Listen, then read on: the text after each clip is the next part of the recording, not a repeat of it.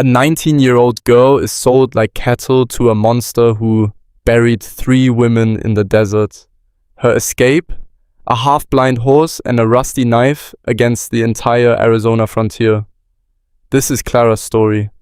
A tale of survival where every breath could be her last, where trust is deadlier than bullets, and where freedom means fighting men who believe women are property to be owned, broken, and discarded. Stay until the end to see how she burns down everything they built to cage her. Hit that like button and drop a comment telling me what city you're watching from. I want to see how far Clara's fire spreads across the world. The crack in the parlor door was barely wide enough to see through, but it was enough to destroy Clara Whitmore's entire world. She pressed her eye against the gap, her heart hammering so hard she thought it might crack her ribs. Inside, her stepfather Marcus sat sprawled in his usual chair, whiskey bottle dangling from his fingers, his face red and sweating in the lamplight. Across from him sat a man Clara had never seen before. Tall, thin as a rail, dressed in black with silver buttons that caught the light when he moved. "She's 19, you said?" The stranger's voice was smooth, too smooth, like oil floating on poisoned water. "Turned 19 last month." Marcus took another swig. Strong girl, healthy, doesn't complain much. Clara's hands turned to ice. "Good teeth?" "Far as I know." The stranger pulled a leather pouch from his coat and set it on the table between them. It landed with the heavy clink of coins. "Mr. Crow wants to see her first, of course. But if she's everything you say, this should more than cover your difficulties." Marcus grabbed the pouch, weighing it in his palm. His eyes went wide. "She's all yours," he said, just like that. Clara stumbled backward from the door, her breath coming in short, painful gasps. The hallway tilted, the walls pressed in. She put her hand against the faded wallpaper to steady herself, but nothing felt steady anymore.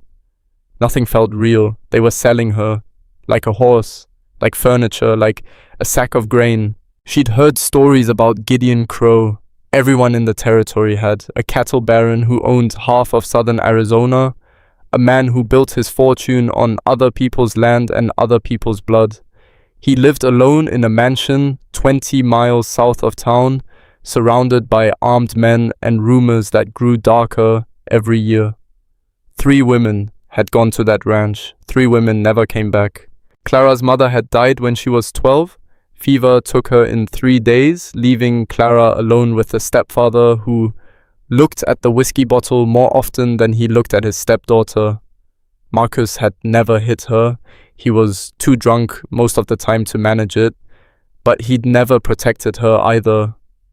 Never cared, never saw her as anything more than another mouth to feed. Now he'd found a way to solve that problem. The voices in the parlor continued, muffled through the door. Clara didn't wait to hear more. She turned and ran, her worn boots barely making a sound on the creaking floorboards. Up the stairs, down the narrow hallway, into her room, barely bigger than a closet, with a sagging bed and a single window that looked out over the empty street. She grabbed the canvas bag from under her bed and started throwing things inside. A spare dress, the knife her mother had used for kitchen work, the handle worn smooth from years of use, a tin cup, the photograph of her mother that Marcus had never bothered to take down from the wall. Her hands shook so badly she could barely tie the bag closed. What was she going to do? Where could she go? The nearest town was 15 miles north through open country. She had no horse, no money, no family who gave a damn whether she lived or died. Even if she ran, where would she run to? Women didn't just wander the frontier alone. Women without men, without protection, without money, they disappeared. They ended up in brothels, or worse, they ended up in shallow graves that nobody marked. She sat on the edge of the bed, the bag clutched in her lap, and tried to think. The window rattled in its frame, Outside, the wind was picking up, carrying dust devils down the empty street. The sun had already dropped below the horizon, painting the sky in shades of orange and purple that would have been beautiful if Clara could have felt anything besides pure terror. Footsteps on the stairs, heavy, uneven. Marcus stumbling drunk as usual. He didn't knock, just pushed the door open and stood there swaying, the lamplight from the hallway turning him into a dark silhouette. "Pack your things," he said, his words slurred together. "You're leaving in the morning." Clara stared at him. "You sold me." "Don't be dramatic." He waved his hand dismissively. "Mr. Crow is a wealthy man, respectable. You'll have a better life there than you ever would here." 3 women went to his ranch. Her voice came out stronger than she felt. "None of them came back." "Gossip." Marcus leaned against the doorframe. "Frontier trash talk. Crow's a businessman, not a—" "You don't care," the words burst out of her. "You don't care if he kills me. You just wanted the money." For a moment, something flickered across Marcus's face. Shame, maybe, or just annoyance at being called out. Then it was gone, drowned in whiskey and selfishness. "You got no prospects here, girl. No education, no skills. No man's going to marry a girl with nothing to her name." He pushed off the doorframe. "At least this way you'll have a roof over your head." "A roof I can't leave. You are leaving here tomorrow morning whether you like it or not." His voice went hard. "Crow's man will be here at dawn. You'll go with him, quiet and respectful, or I'll tie you to the saddle myself, understand?" Clara said nothing. Marcus grunted and turned away, his footsteps heavy on the stairs. She sat in the darkness, listening to him stumble back to the parlor, listening to the clink of the bottle as he poured himself another drink. The house settled around her, all its familiar creaks and groans suddenly foreign. This place had never been a home, not really, but it had been shelter, safety. Now it was a cage, with the door about to slam shut forever. Clara stood up and walked to the window. The street below was empty except for a single horse tied to the post outside the saloon. Old Mariah, the half-blind mare that belonged to Pete Henderson, the blacksmith. Pete usually kept her in the stable behind his shop, but sometimes after too many drinks, he'd forget and leave her out front. Clara stared at that horse for a long time. Then she picked up her bag and climbed out the window. The night air hit her face like cold water. Clara dropped from the window to the slanted roof of the porch, then slid down and landed in the dirt beside the house. Her ankle twisted slightly, pain shooting up her leg, but she bit down on the sound and kept moving. The street was dark. Most of the town had already gone to bed. There wasn't much to do after sunset in a place like this, except drink yourself stupid or try to sleep through another day of nothing. Clara stuck to the shadows, moving quickly but carefully, her bag pressed against her chest. Mariah stood where she'd been left, head down, probably half asleep. The mare was old, her coat patchy, one eye clouded white from some long ago injury. Not exactly a prize animal, but she had 4 legs and she could run, and that was more than Clara had. "Easy, girl." Clara approached slowly, one hand out. "Easy." The horse's good eye rolled toward her. Mariah snorted, but didn't pull away when Clara untied the reins from the post. Stealing a horse was a hanging offense. Clara climbed into the saddle anyway. She'd never ridden much. Marcus didn't own horses, and most of her life had been spent inside helping her mother with washing and cooking and all the endless work that filled a woman's days. But she'd watched enough to know the basics: heels down, reins firm. Don't let the animal know you're terrified. Mariah seemed confused but willing. When Clara nudged her forward, the mare started walking. They moved through the empty street, past the saloon and the general store and the church that nobody attended anymore. Past the last few houses on the edge of town. And then there was nothing but open, country, miles and miles of scrubland and rock, hills rising in dark shapes against the star-filled sky. Clara turned Mariah south. Not toward Crow's Ranch, she'd rather die than go there willingly. But south meant crossing into rougher country, badlands where a person could lose herself in the canyons and arroyos. If she could get far enough before dawn, maybe they wouldn't find her. Maybe she could disappear. It was a stupid plan, she knew that, but it was the only plan she had. Mariah settled into an uneven trot. The night swallowed them whole. By the time the sun started turning the eastern sky gray, Clara was 12 miles from town and close to falling out of the saddle. Everything hurt.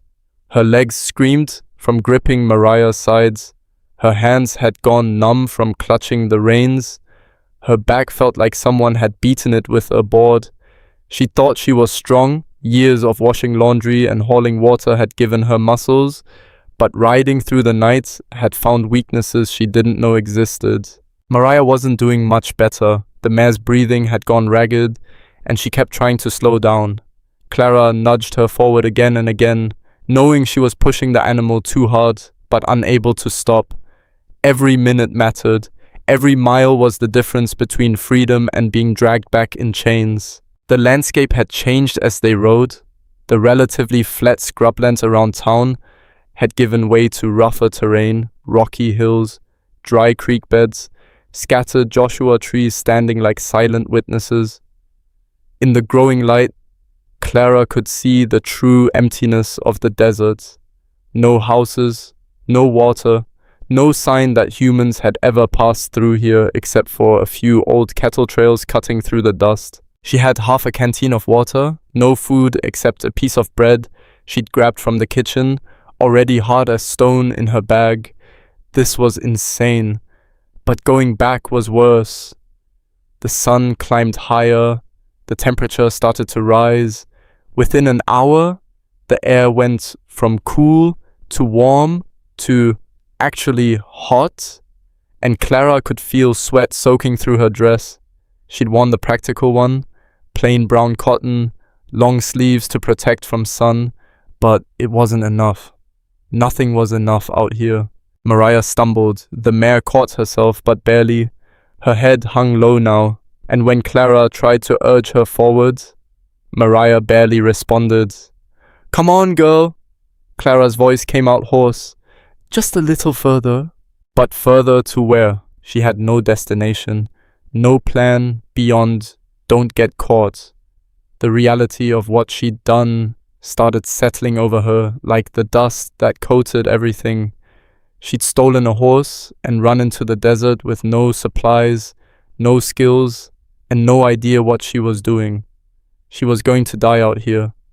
Maybe not today, maybe not tomorrow, but soon.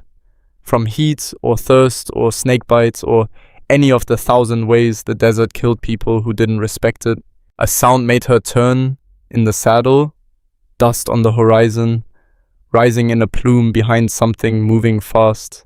Riders. Clara's heart dropped into her stomach. She kicked Mariah's sides, but the mare barely responded. The horse was done. Finished. She couldn't run anymore, even if Clara beat her bloody. The riders got closer, 3 of them. Clara could make out individual shapes now. Men on horses that weren't half dead from riding all night. They moved with purpose, following the trail she'd left in the dust. They'd found her. Of course they'd found her. What had she expected? That she could just ride away and nobody would notice? Pete Henderson had probably woken up, discovered his horse missing, and raised hell. Marcus would have realized she'd run. And Crow's man, the one who'd bought her like livestock, he'd have sent word back to the ranch. Now they were coming to collect their property.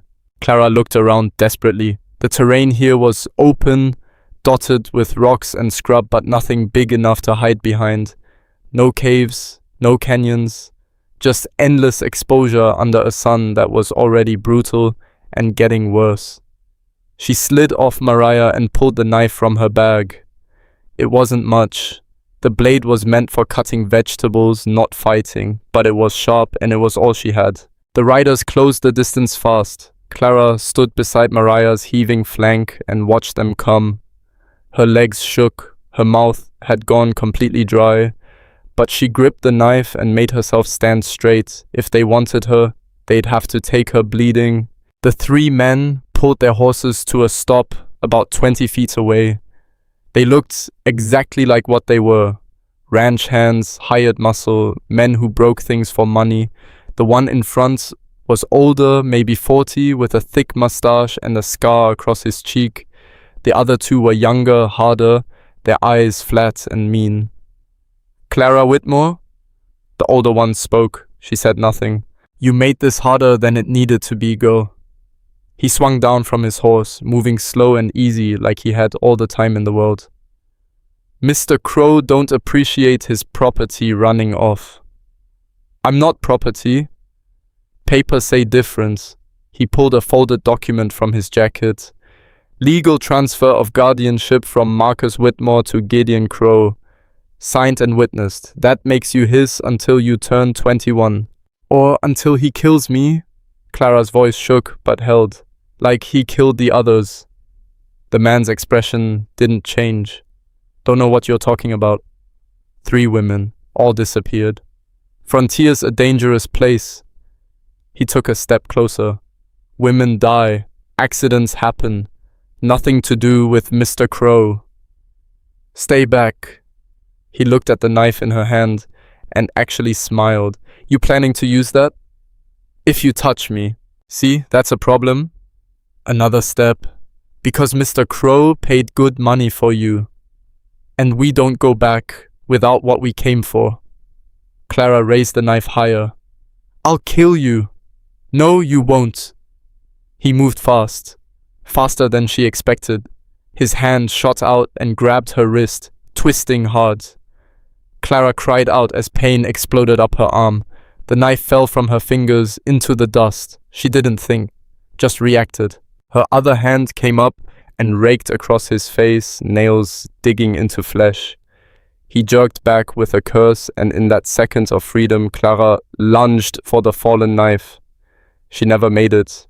One of the younger men was already moving. He caught her around the waist and yanked her backward.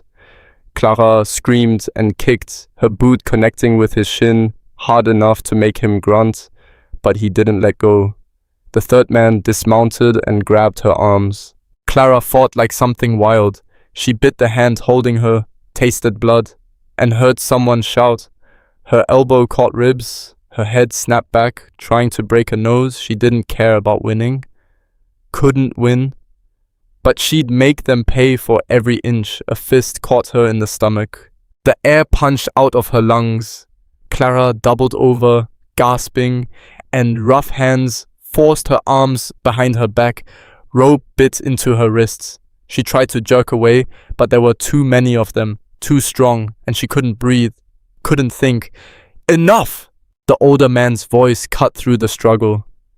Clara found herself on her knees in the dirt, hands bound, chest heaving as she tried to drag air back into her lungs.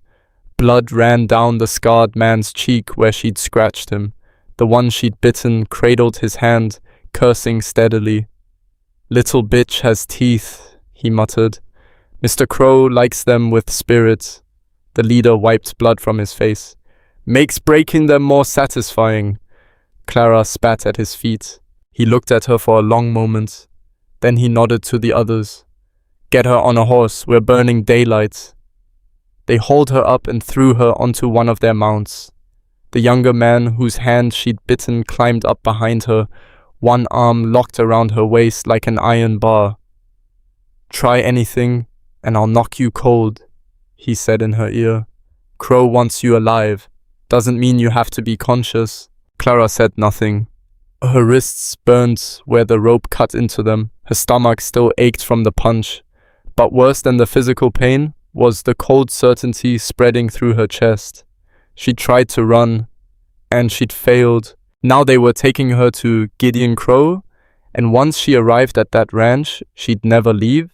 She'd disappear like the others. become another ghost story whispered in saloons, another girl who thought she could escape and learned too late that the frontier had no mercy for women without power. The horses started moving, turning south toward land Clara had never seen. Behind them, Mariah stood alone in the empty desert, too tired to follow. They rode through the heat of the day and into the afternoon, stopping only once to water the horses at a muddy creek that barely qualified as wet. Clara wasn't offered water. When she asked, the man holding her just laughed. "Mr. Crow will give you all the water you want," he said, "once you learn your place." The landscape grew rougher as they traveled. The flat scrubland gave way to rocky hills and narrow canyons where the rock faces rose up in layers of red and orange stone. It was beautiful in a harsh way, the kind of beauty that didn't care if you lived or died. Clara had stopped struggling. What was the point? Her wrists were raw and bleeding under the ropes. Her body ached from hours of being jolted in the saddle. Even if she somehow got free, she was miles from anywhere, surrounded by armed men in country she didn't know. But she hadn't stopped thinking. These men worked for Crow? They'd done this before, tracking down runaways, dragging girls back to the ranch. They were comfortable with it, which meant Crow didn't just buy women once. He did it regularly.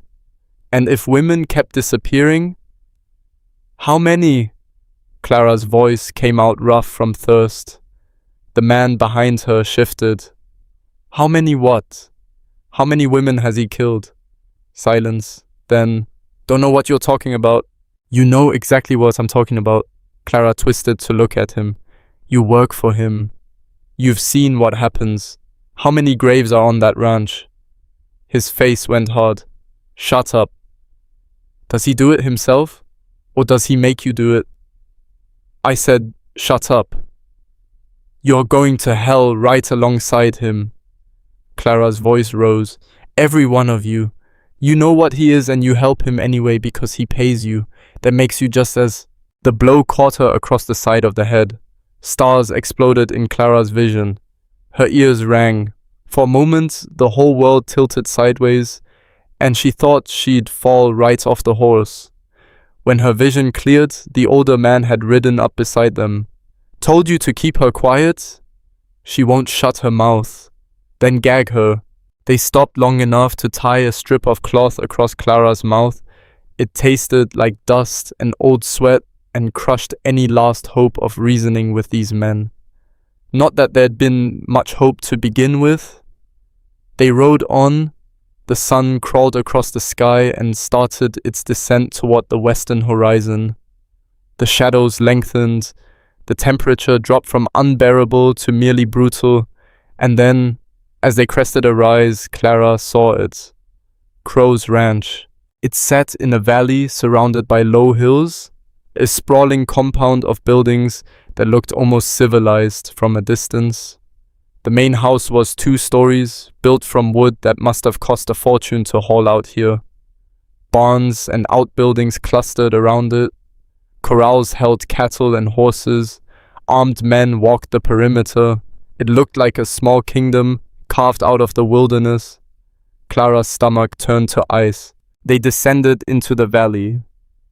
The main house grew larger, more imposing. Clara could see details now. Windows with actual glass, a wide porch, shutters painted dark green. Someone had tried to make this place look respectable, almost welcoming, but she could feel the wrongness underneath, the way the armed men watched their approach with dead eyes, the way the whole compound felt too quiet, like even the animals knew better than to make noise. The horses stopped in front of the main house. The older man dismounted and walked up the porch steps. He knocked twice, then stepped back. The door opened. Gideon Crow stepped out into the fading sunlight. He was younger than Clara expected. Maybe 45, with dark hair going grey at the temples, and a face that would have been handsome if not for the coldness in his eyes. He dressed well. Expensive suits, polished boots, a gold watch chain glinting at his vest. He looked like a gentleman. He looked at Clara like she was livestock he'd purchased. "This the Whitmore girl?"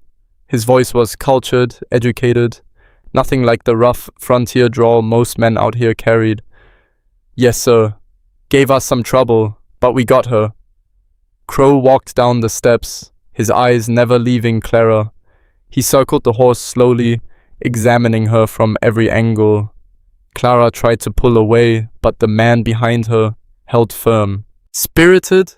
Crow said finally. "I like that. The last one was too broken from the start.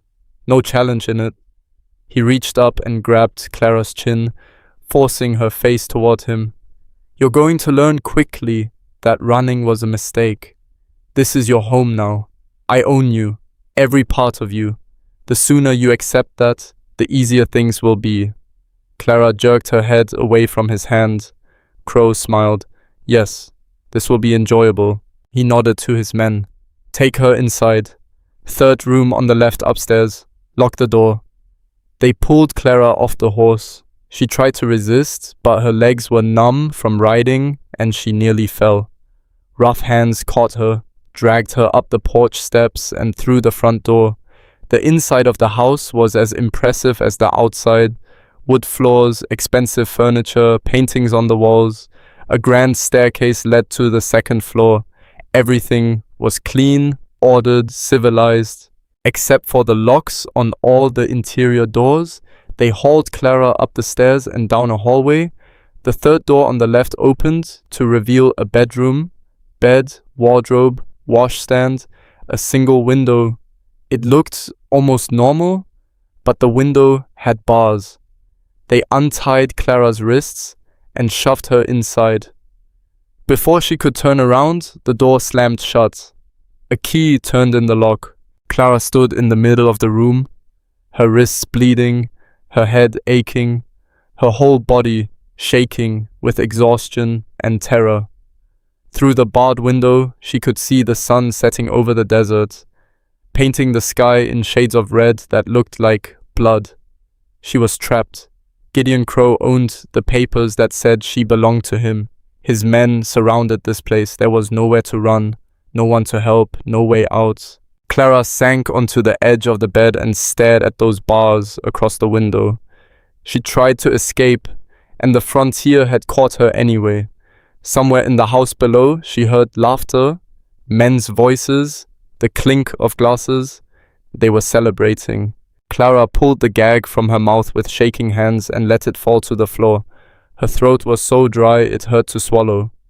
She wanted to cry, but she was too dehydrated for tears, too exhausted for anything except sitting here waiting for whatever came next.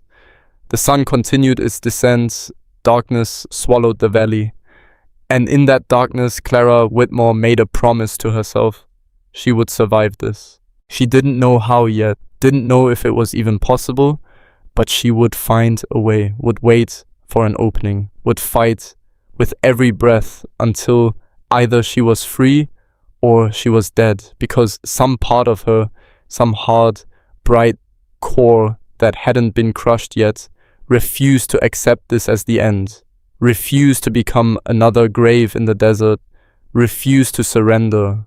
Outside her window, beyond the bars and the armed men and the walls that made this place a prison, the desert stretched away into infinite darkness. And somewhere in that darkness, watching from a distant ridge, a scarred stranger lowered his rifle and turned his horse toward the ranch.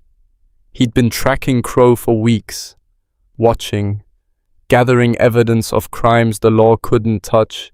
He'd seen them bring the girl in, seen her fight, seen them lock her away.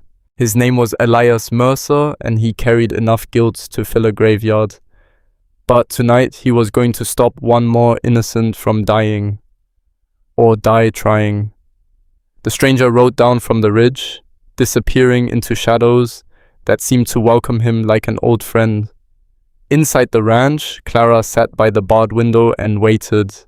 Neither of them knew it yet, but their fates had just collided, and before the night was over, Gideon Crow's kingdom was going to burn.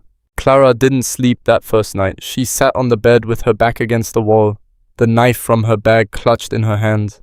They'd taken the bag when they locked her in, but somehow missed the blade she'd managed to slip into her boot during the chaos. It wasn't much, but it was something. She kept her eyes on the door, waiting for it to open, waiting for Crow to come finish what he'd started. The door stayed closed. Hours crawled by. Outside, the ranch settled into silence, except for the occasional sound of boots on wood, men changing guard shifts, a dog barking somewhere in the distance. Clara's body screamed at her to lie down to rest, but she couldn't. If she slept, she'd be vulnerable. If she slept, she might not wake up. Through the barred window, she watched the moon track across the sky, watched the stars wheel overhead like they didn't care that her life was ending down here in the dirt. The desert at night was almost beautiful, cold and clear and utterly indifferent to human suffering. When dawn finally started turning the eastern sky grey, Clara heard footsteps in the hallway. She gripped the knife tighter. The footsteps stopped outside her door. A key rattled in the lock. Clara stood up, her legs protesting after hours of stillness, and backed toward the window. The door swung open. An older woman stood there, 60, maybe, with grey hair pulled back in a severe bun and a face like old leather. She wore a plain black dress and carried a tray with food and water.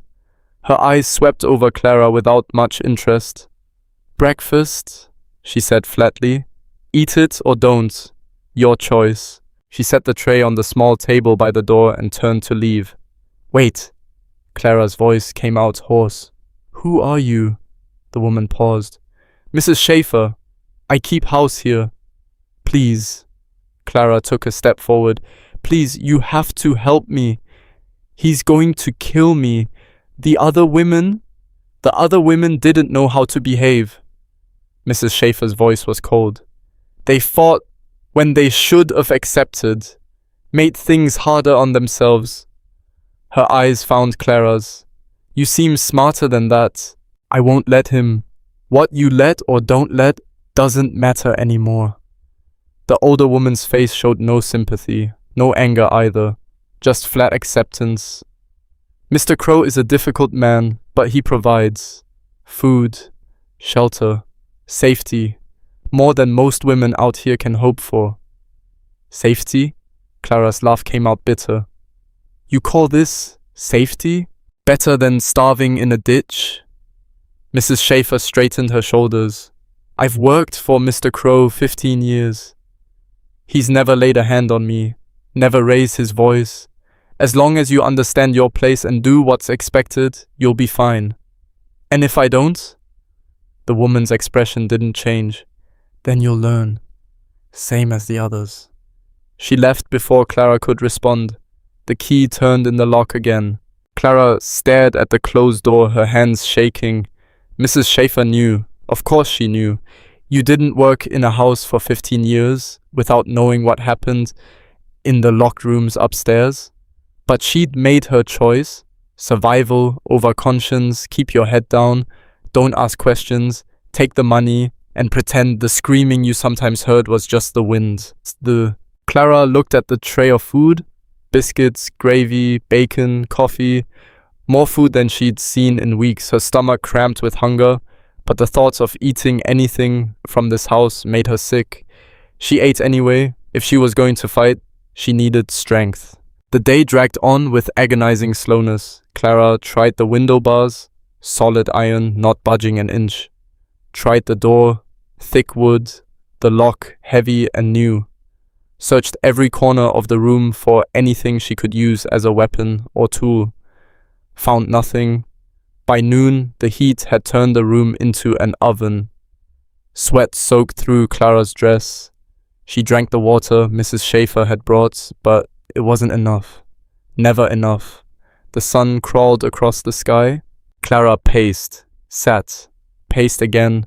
Her mind spun through possibilities and found nothing but dead ends. She could try to overpower Mrs. Schaefer next time she came, but then what? The house was full of armed men. She'd make it maybe 10 feet before they caught her. Late afternoon, she heard horses, voices in the yard below. Through the window, Clara watched men arriving. Not ranch hands, but well-dressed riders on expensive horses. Visitors. One of them looked up toward her window. Clara jerked back from the bars, her heart pounding. An hour later, she heard footsteps again. Multiple sets this time. The door opened. Mrs. Schaefer stood there with a dress draped over her arm. Dark blue silk, the kind of thing Clara had only seen in catalog pictures.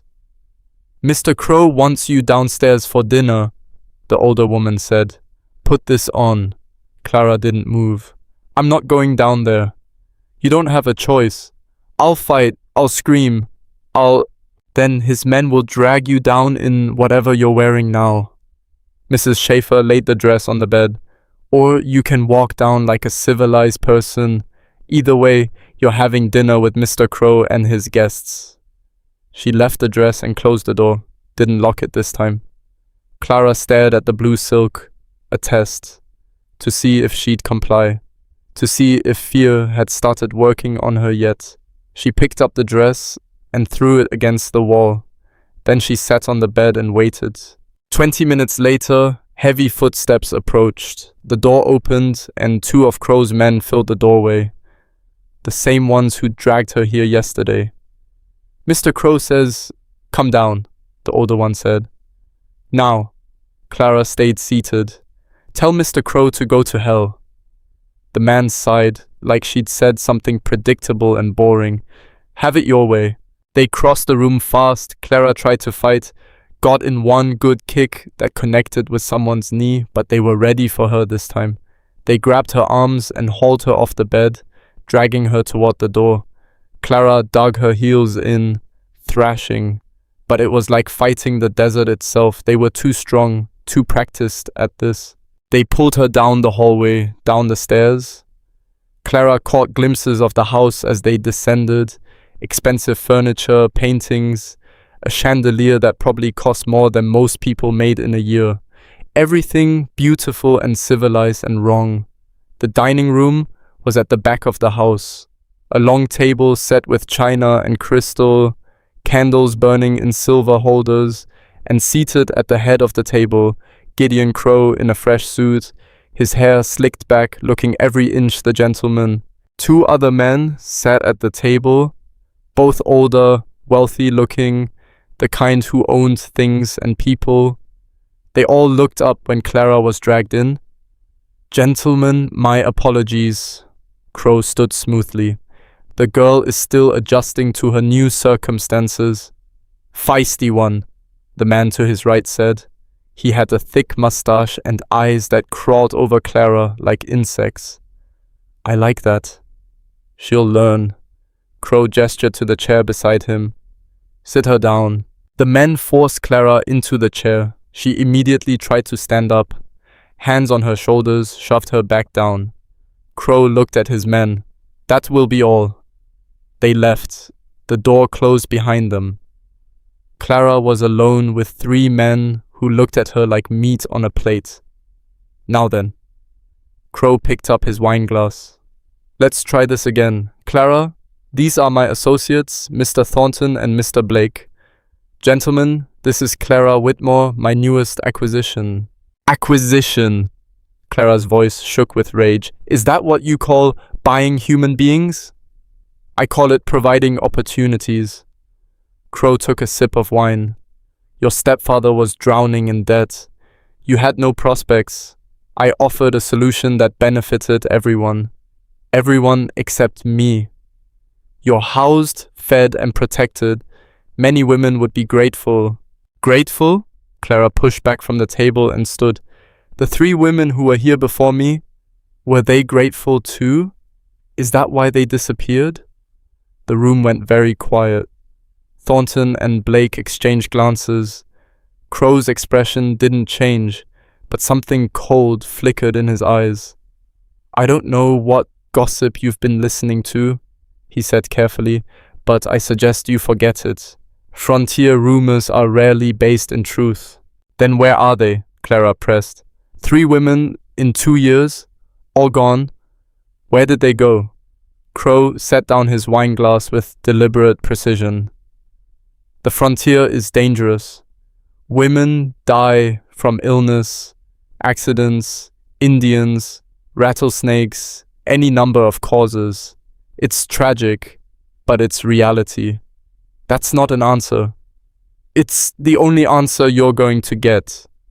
His voice went hard.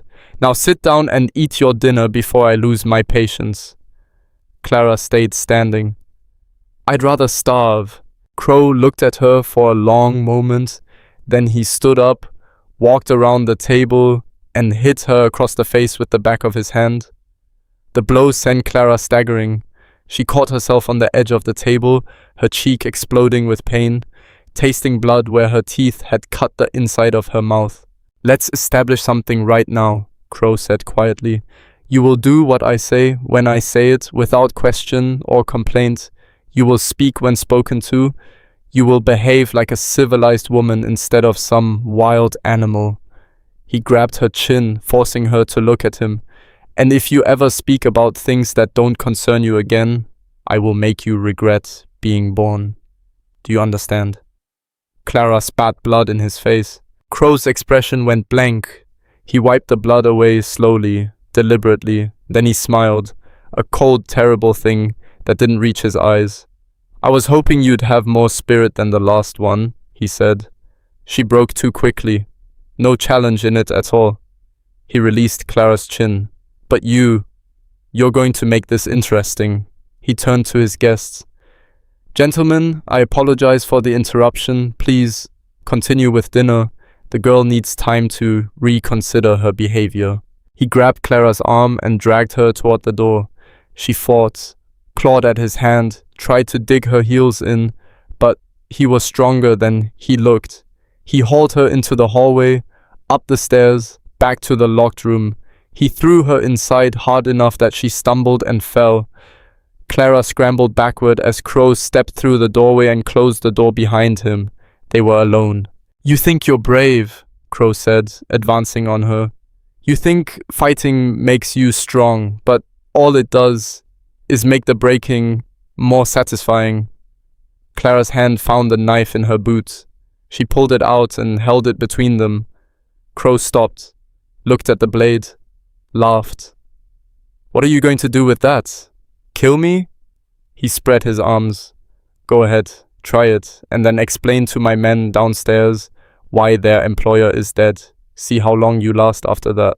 Clara's hand shook. He was right. Even if she killed him, and she'd never killed anyone, didn't know if she could, his men would tear her apart. There was no winning, no way out. But she kept the knife pointed at him. I'm not going to touch you tonight, Crow said, lowering his arms. I want you to think about your situation. Really think about it. You're 20 miles from the nearest town, surrounded by armed men loyal to me. No family coming to save you. No law that cares what happens to women like you. He moved toward the door. By this time tomorrow, you'll be begging to sit at my dinner table. Begging to do whatever I ask. He left. The key turned in the lock. Clara sat on the floor, the knife still in her hand, her whole body shaking. He was going to break her, slowly, deliberately. He'd done it before, and he'd do it again. And there was nothing she could do to stop it. Outside, full darkness had fallen. The ranch settled into night sounds, boots, voices, the wind rattling the shutters. Clara pulled herself onto the bed and stared at the ceiling. She'd fought, and fighting had gotten her nowhere. Maybe Mrs. Schaefer was right. Maybe the smart thing was to accept, to survive however she could, to find some way to live with this nightmare. The thought made her want to vomit. But what else was there? The hours dragged past. Clara drifted in and out of something that wasn't quite sleep. Exhausted, but too wired to fully rest. Her mind spun through the same hopeless circles. Run, but how? Fight, but against how many? Survive, but at what cost? She didn't have answers. Somewhere around midnight she heard something, a sound outside. Not boots on wood or men talking. Something else. Clara sat up and moved to the window, pressed her face against the bars, and looked out into the darkness. At first she saw nothing, just shadows and starlight and the vague shapes of buildings. Then movement caught her eye, a figure on the ridge above the ranch. Barely visible, just a silhouette against the stars. Watching, Clara's breath caught. Who would be out there? Not one of Crow's men, they were all down in the valley. A drifter, an outlaw, or someone else.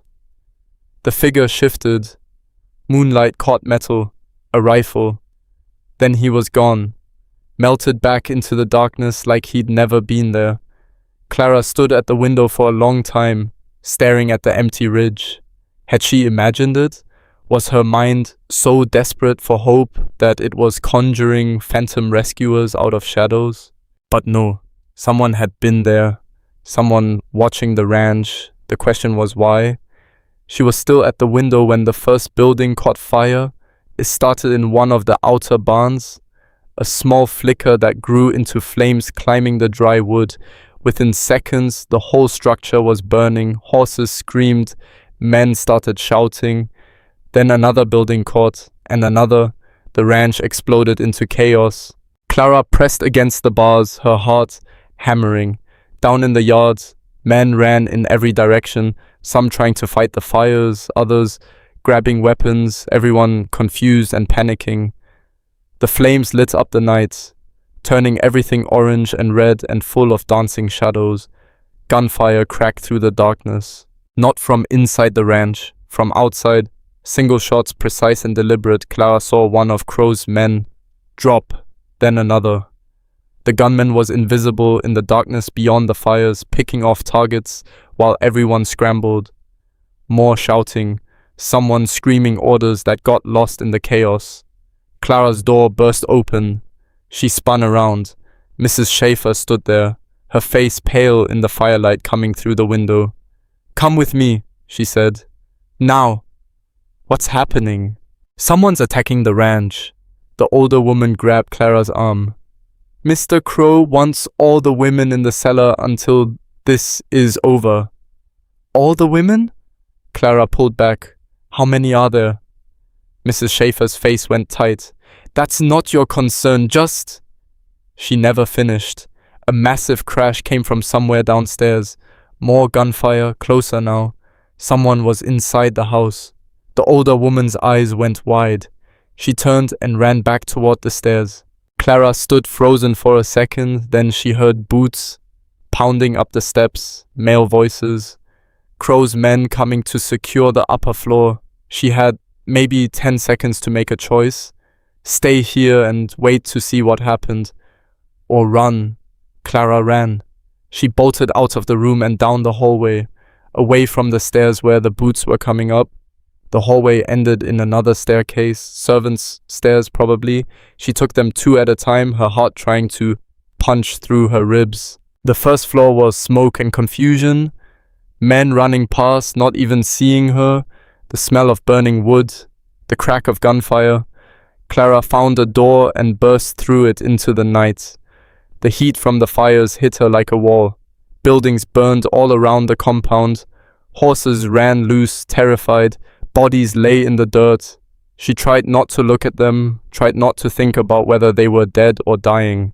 She ran toward the perimeter, keeping low, staying in the shadows between fires. A hand grabbed her arm and spun her around. One of Crow's men, his face blackened with smoke, fury in his eyes. "Where the hell do you think you're going?" Clara drove her knee into his groin as hard as she could. He went down with a sound like a dying animal. She didn't wait to see if he'd get up, just kept running. The edge of the compound, open desert beyond. Clara could see the darkness out there, vast and empty, and offering nothing except another chance to die alone. But at least she'd die free. She was 3 steps from the edge when someone stepped out of the smoke in front of her. A man, tall, dressed in dark clothes, a rifle in his hands. His face was scarred, weathered, hard, in a way that came from years of violence, but his eyes weren't cruel. They were tired. You, Clara Whitmore. His voice was rough. Clara stopped, breathing hard. Who are you? Someone who's trying to keep you from getting killed. He glanced back toward the burning ranch. Can you ride? Yes. Then come on, we're running out of time. He turned and started moving. Clara hesitated for exactly 1 second. This could be a trap, could be another man trying to own her, could be worse than Crow. But the alternative was staying here. She followed him.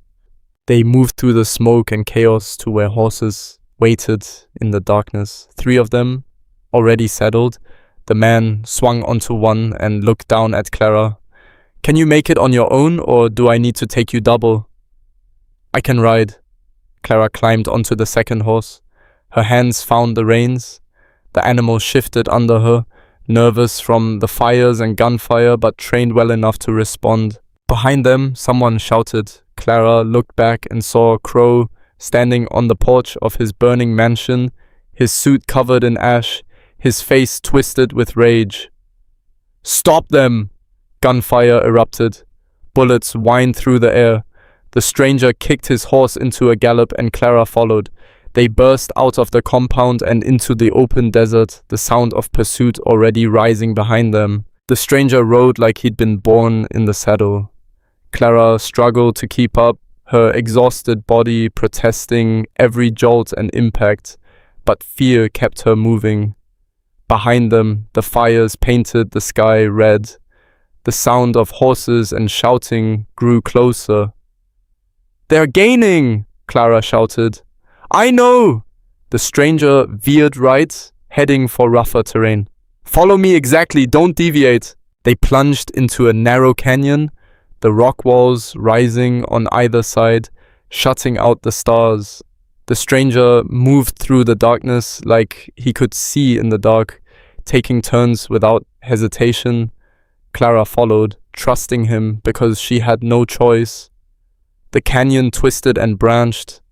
The stranger took them down paths that didn't look like paths, through gaps that barely fit the horses. The sound of pursuit faded, confused by the maze of stone. Finally, the stranger pulled up in a small box canyon hidden on all sides by rock. He slid off his horse and moved to check the entrance they'd come through. Clara stayed mounted, her whole body shaking with adrenaline and exhaustion. Who are you? She asked again. The stranger turned to look at her. In the moonlight, she could see his face better.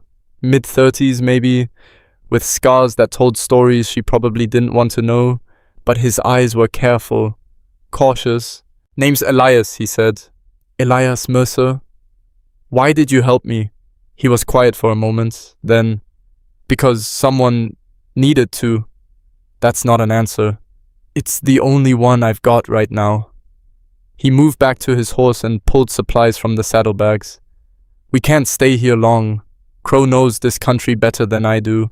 He'll find this place eventually. Where are we going? North, away from here. Elias tossed her a canteen. Drink, then we move again. Clara caught the canteen but didn't open it. You are watching the ranch. I saw you on the ridge. Yeah. How long? 3 days. Elias checked his rifle. I've been tracking Crow for a few weeks. Heard stories about women disappearing. Wanted to see if they were true. They're true. Clara's voice came out flat. He told me himself. The others died. He was going to... I know. Elias cut her off gently. That's why I got you out. Clara looked at this stranger who'd just burned down a ranch and killed men to save her. He didn't know her, had no reason to risk his life. People didn't do things like that, not in Clara's experience. What do you want from me? She asked. Elias looked genuinely confused. Want from you? Nobody helps for free. What's your price? Understanding dawned on his face, then something that might have been sadness. I don't want anything from you. You're free to ride wherever you want once we're clear. He trailed off, looked away. I couldn't watch another innocent person get hurt. Not if I could stop it. You don't know me, I could be anyone. You're someone who fought back. Elias met her eyes. That's enough.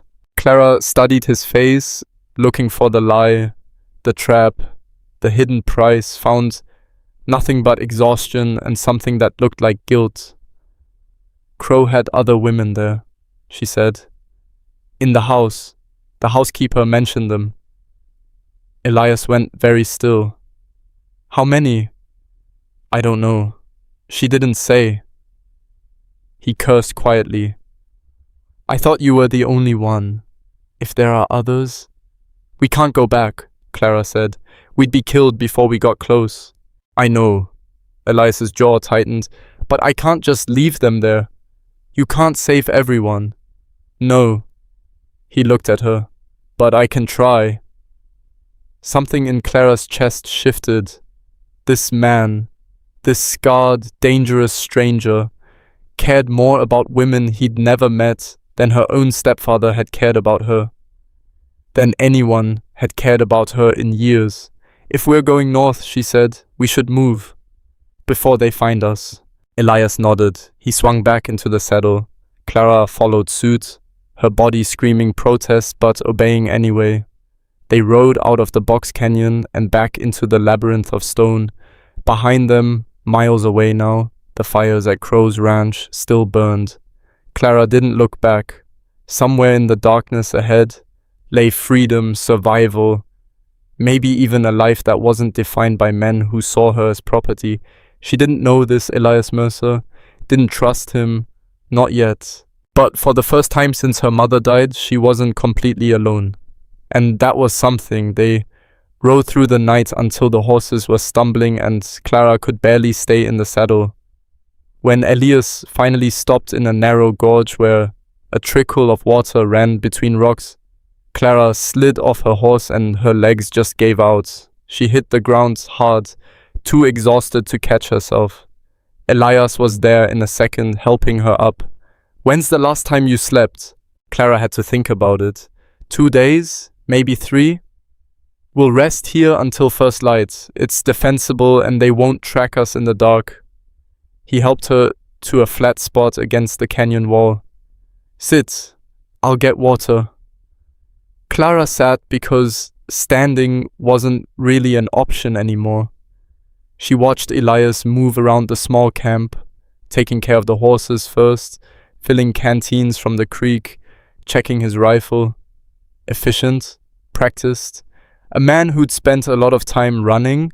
He brought her water and something wrapped in cloth, dried meat, hard as leather but edible. Eat, he said. You look like you're about to pass out. I'm fine. You're not. Eat. Clara took the food because arguing took energy she didn't have. The meat was tough and salty, but her stomach didn't care. She chewed mechanically while Elias settled against the opposite wall, his rifle across his lap. You should sleep, he said. I'll keep watch. I don't know you. No, you don't, he met her eyes. But I'm not the one who locked you in a room. You're going to have to decide whether that counts for something. Clara looked at him, really looked. The scars on his face weren't decorative. One ran from his temple to his jaw, another across his knuckles. His hands were calloused, his clothes worn. This wasn't a gentleman playing at frontier life. This was someone who'd survived things. Why were you really tracking Crow? She asked. Elias was quiet for a long time. You hear stories when you move around. Whispers, women going missing, rich men buying wives who disappear after a few months. Most people don't care. Just frontier gossip. But I heard the same story in 3 different towns. He adjusted his grip on the rifle. Figured someone should look into it. You're not law. No. So, what are you? His jaw tightened. Someone trying not to be what I used to be. The way he said it made Clara's skin prickle. What were you? Nothing good. Elias looked away. Get some sleep. We move at dawn. Clara wanted to push, but exhaustion was dragging at her like an undertow. Her eyes kept trying to close. Her body had hit its limits miles ago and was now running on fumes and fear. She lay down on the hard ground and told herself she'd just rest her eyes for a minute. She was asleep before she finished the thought. When Clara woke, the sun was already up and Elias was saddling the horses. She sat up fast, disoriented, her hand going to the knife in her boot. "Easy," Elias said, without turning around. "You needed the rest. We've got maybe an hour before Crow's trackers find our trail again."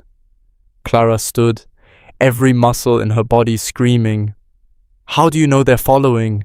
"Because I would be." He tightened the cinch. "Crow doesn't strike me as someone who lets things go. Especially not after last night. You killed his men. Burned his ranch." "Yeah." No emotion in his voice, just facts. "Won't he send everyone after you?" "Probably." Elias finished with the horses and turned to face her. "Which is why we need to put as much distance as possible between us and him. There's a town called Redemption, about 40 miles north. We can get supplies there, maybe hire on with a wagon train heading east. And then what? Then you go wherever you want. I'll handle Crow." Clara frowned. "Handle him how? That's not your problem. You just made it my problem by dragging me into this." "I didn't drag you anywhere." Elias's voice went hard. "You were locked in that house. I gave you a chance to leave. What you do with that chance is up to you. So you're just gonna dump me in some town and ride back to get yourself killed? If that's what it takes? That's stupid." "Maybe." Elias picked up his rifle. "But it's my choice." Clara stared at him. This man had risked everything to save her, and now he was talking about throwing his life away like it meant nothing. It made her furious for reasons she couldn't quite name. "Those other women at the ranch," she said. "You said you couldn't just leave them." "I can't." "Then going back alone is even stupider than I thought." Clara crossed her arms. "Crow will be expecting you now. He'll have twice as many guards. You'll be dead before you get close."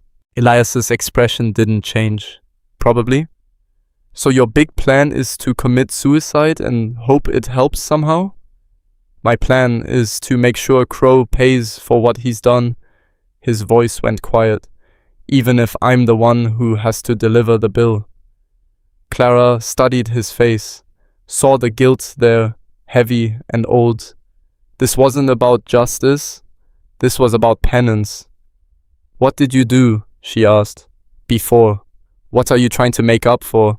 Elias looked at her for a long moment. Then he turned away. "We should go." He wouldn't say more.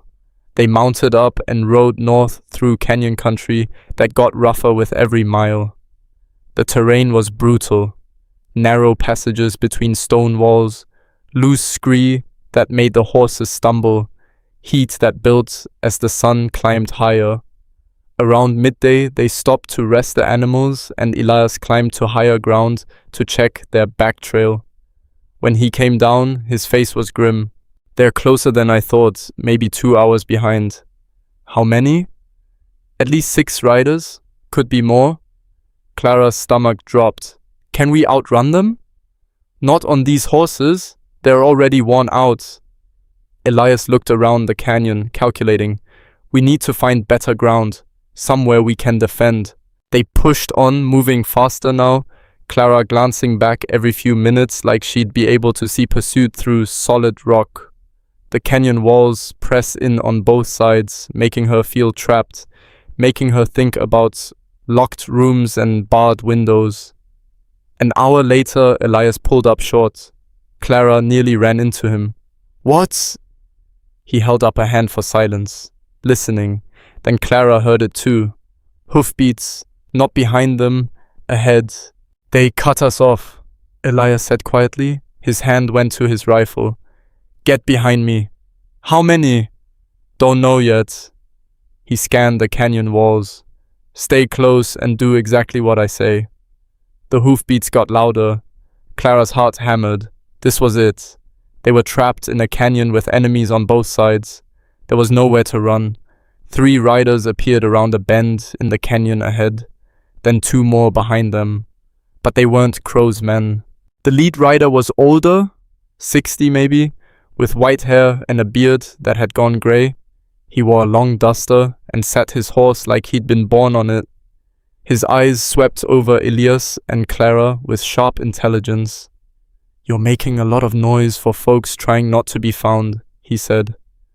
Elias's rifle stayed level. "We don't want trouble. Trouble's already found you. Got about 8 riders coming up your back trail. They look motivated." The old man's eyes flicked to Clara. "You the girl Gideon Crow bought?" Clara stiffened. "How do you know that?" "Because I make it my business to know what Crow does." He looked back at Elias. "You the one who burned his ranch last night?" "Yeah." "Good." The old man smiled. "Bastard had it coming. Name's Samuel Reed. These are my people. We've been tracking this chase since yesterday." "Why?" Elias asked. "It's because anyone running from Crow is either smart or desperate, and either way, they could probably use help." Samuel glanced behind them. "And because we don't much care for men who buy women like livestock." "We can handle ourselves," Elias said. "Against 8 armed riders in a box canyon?" Samuel raised an eyebrow. "Sure you can, but seems inefficient when we're offering an alternative." "What kind of alternative?" "The kind where you both live through the day." Samuel turned his horse. "Follow us. There's a passage about a 1/4 mile ahead. Narrow, easy to miss. We can hold them there if they're stupid enough to follow." Elias hesitated. Clara could see him weighing options, looking for the trap. "Clock's ticking," Samuel said. "Those riders will be here in about 10 minutes. "Why should we trust you?" Clara asked. Samuel looked at her. His eyes were hard, but not cruel. "You shouldn't. Trust gets people killed out here. But sometimes you've got to choose between bad options and worse ones." He kicked his horse forward. "Come on or don't. Your choice." He rode off. His people followed. Elias looked at Clara. "What do you think?" "I think we're about to be trapped either way," she said. "At least with them we've got numbers." Elias nodded slowly. "Stay close to me. If this goes bad, you run. I'm not leaving you to..." "That's not a discussion." His voice went hard. "If shooting starts, you run. Understand?" Clara wanted to argue, but the sound of hoofbeats from behind was getting louder. "Fine." They followed Samuel and his people deeper into the canyon. The passage he'd mentioned was there, barely wide enough for one horse, hidden behind an outcropping that made it invisible until you were right on top of it. They squeezed through into a wider area beyond. Samuel was already positioning his people, 2 up on the canyon rim with rifles, 2 more at the mouth of the passage, the last one staying mounted, ready to move. "Your man knows how to shoot?" he asked Clara. "I can shoot," Elias said. "Good. Get up on that ledge. You'll have clear sight lines." Samuel pulled his own rifle. "Girl, you stay back with the horses." Clara bristled. "I can fight." "Didn't say you couldn't. Said stay back with the horses." His tone didn't leave room for argument. Elias touched Clara's arm. "Do what he says." Then he was moving, climbing to the position Samuel had indicated. Clara watched him go, frustration and fear warring in her chest. She hated being sidelined, hated being protected like she was helpless. But she also wasn't stupid enough to get in the way when people who knew what they were doing were trying to keep her alive. She moved back with the horses, her hand on the knife in her boot. If shooting started, she'd be ready. The wait was excruciating. Minutes ticked by. Clara could hear voices now, Crow's men getting closer. She recognized one of them. The older tracker who'd caught her in the desert. Samuel and his people waited in absolute silence, not moving, barely breathing. The voices got louder, right outside the hidden passage. Then one of Crow's men appeared at the entrance. He took one step through and Samuel's voice rang out. "That's far enough." The man froze. His hand went to his gun, but didn't draw. Smart enough to know he was outgunned. "We don't want trouble," the tracker said. His eyes swept the canyon, counting enemies. "We're just looking for stolen property." "You mean the girl?" Samuel's voice was conversational, almost friendly. "She's not property, and she's not going back. Mr. Crow has legal papers. I don't care if he's got a signed letter from the president. She's not going back." The tracker's jaw tightened. "You're making a mistake." "Wouldn't be my first." Samuel shifted his rifle slightly. "Here's how this works. You turn around, ride back to Crow, and tell him his property ran off into Mexico or fell in a canyon or got eaten by a bear. Whatever story makes him happy. And we all go on with our lives. He won't accept that. Then he can come talk to me himself." Samuel's voice went hard. "But you and your boys? You're going to turn around right now? 'Cause if you don't, some of you won't make it back at all." The tracker looked at the rifles pointed at him from multiple angles, looked at Samuel's face and saw someone who'd follow through on the threat. "Crow's going to hear about this," he said. "I'm counting on it." The tracker backed out of the passage. Clara heard him talking to the others, voices raised in argument, then hoofbeats, moving away. Samuel didn't lower his rifle until the sound had faded completely. Then he let out a breath and looked up at Elias. "They'll be back," he said. "Maybe not today, but Crow won't let this go." Elias climbed down from his perch. "Why did you help us?" "Already told you, don't like men who buy women." Samuel slung his rifle over his shoulder. "Plus, I've been looking for an excuse to get in Crow's face for about 2 years now. You gave me one." "What's your stake in this?" Elias asked. "He killed my daughter." Samuel's voice went flat. 3 years ago, she was working in one of his businesses in town, started asking too many questions about where the women he bought were going. She disappeared a week later. They found her body in the desert 6 months after that. Clara felt something cold settle in her stomach. "I'm sorry." Samuel looked at her. "Wasn't your fault, but I've been waiting for someone to give me a reason to move against Crow. Someone who'd stand up and fight instead of just whispering in saloons." He turned to Elias. "You burned his ranch, killed his men. That's a start. But if you want to actually stop him, you're going to need more than just good intentions and a rifle." "I'm listening," Elias said.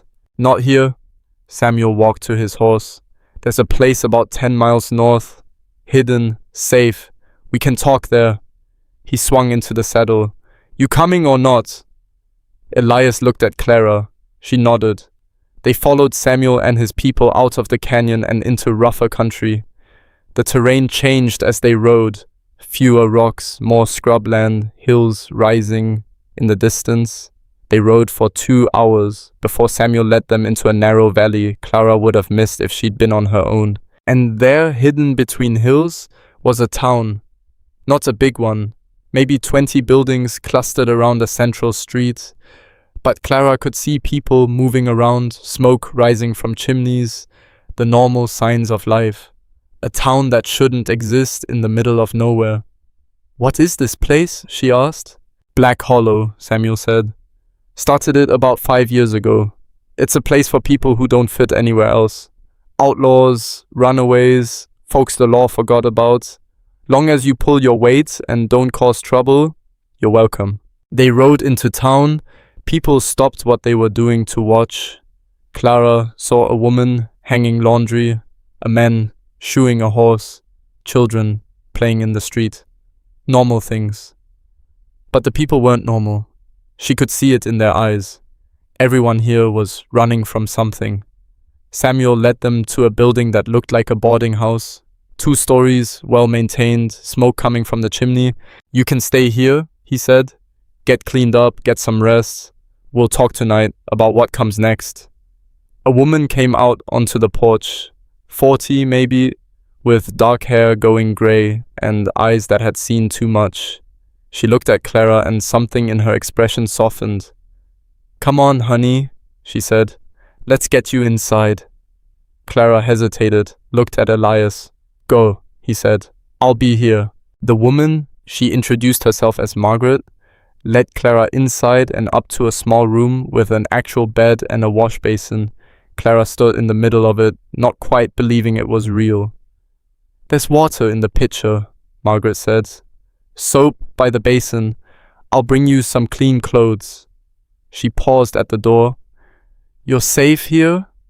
"I know that probably doesn't mean much right now, but it's true." She left before Clara could respond. Clara looked at the wash basin, the bed, the window without bars. Her hands started shaking, and she couldn't make them stop. The last 3 days crashed over her all at once. The sale, the escape, the capture, Crow's hands on her, the locked room, the fire, the running. All of it. She sat down on the bed and the shaking got worse. Her breath came in gasps. She tried to stop it, tried to pull herself together, but her body wasn't listening anymore. A knock at the door made her jump. "It's just me," Margaret's voice said. Clara managed to say, "Come in," without her voice breaking too badly.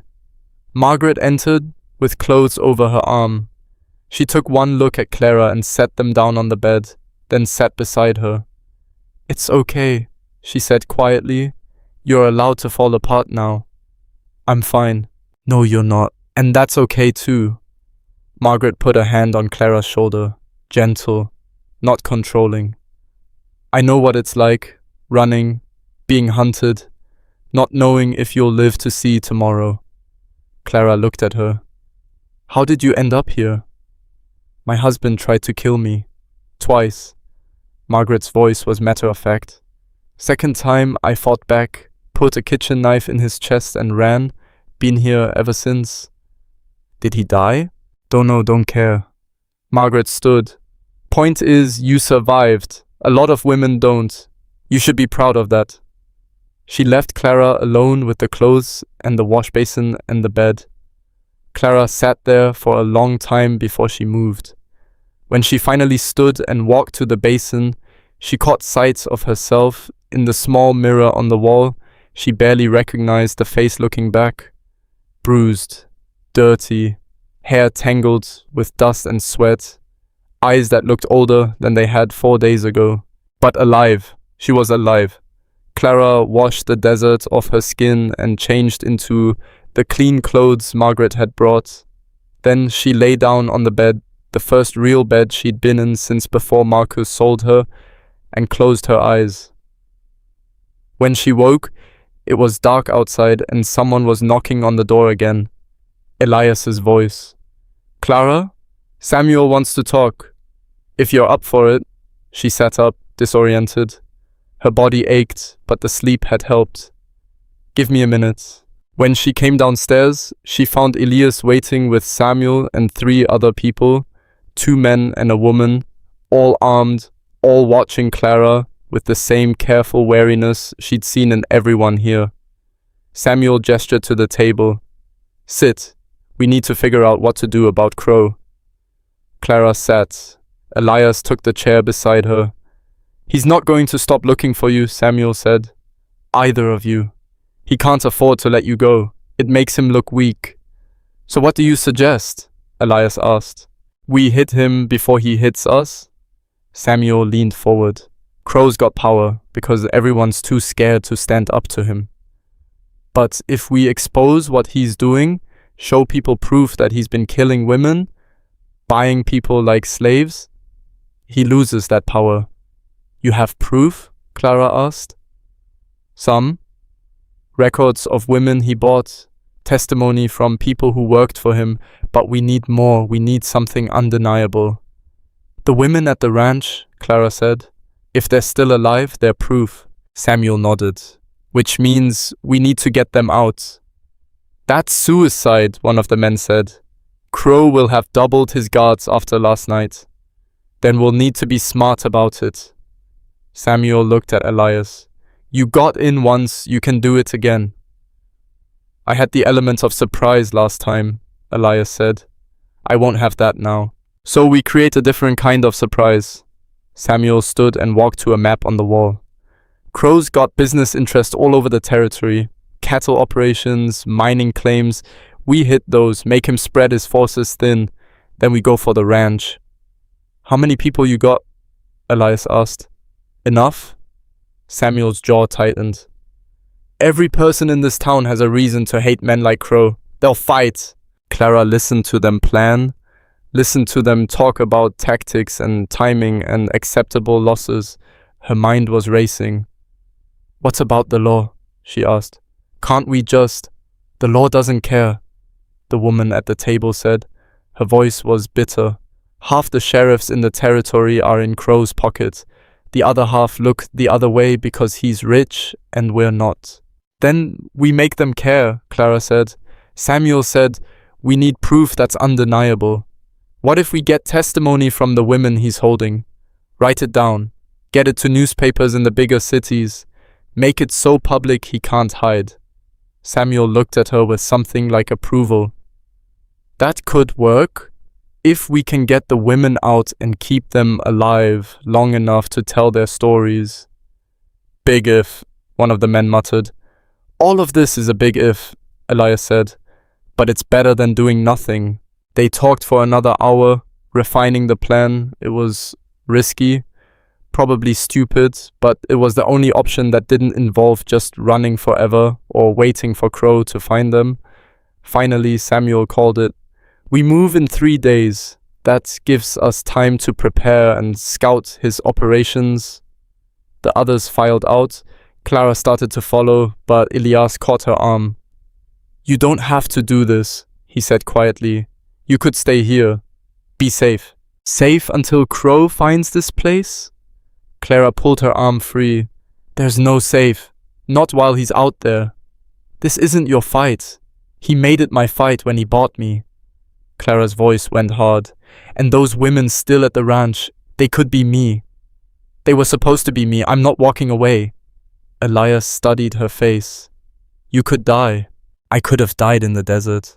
Could have died in that locked room. Could have died 100 times already.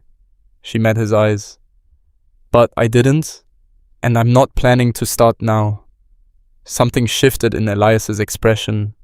Respect, maybe, or just recognition that she'd made up her mind. Okay, he said. Then we do this together. Clara nodded. They walked outside where the night air was cool and the stars were so bright they looked close enough to touch. The town of Black Hollow spread out around them, full of people who'd survived things most folks couldn't imagine.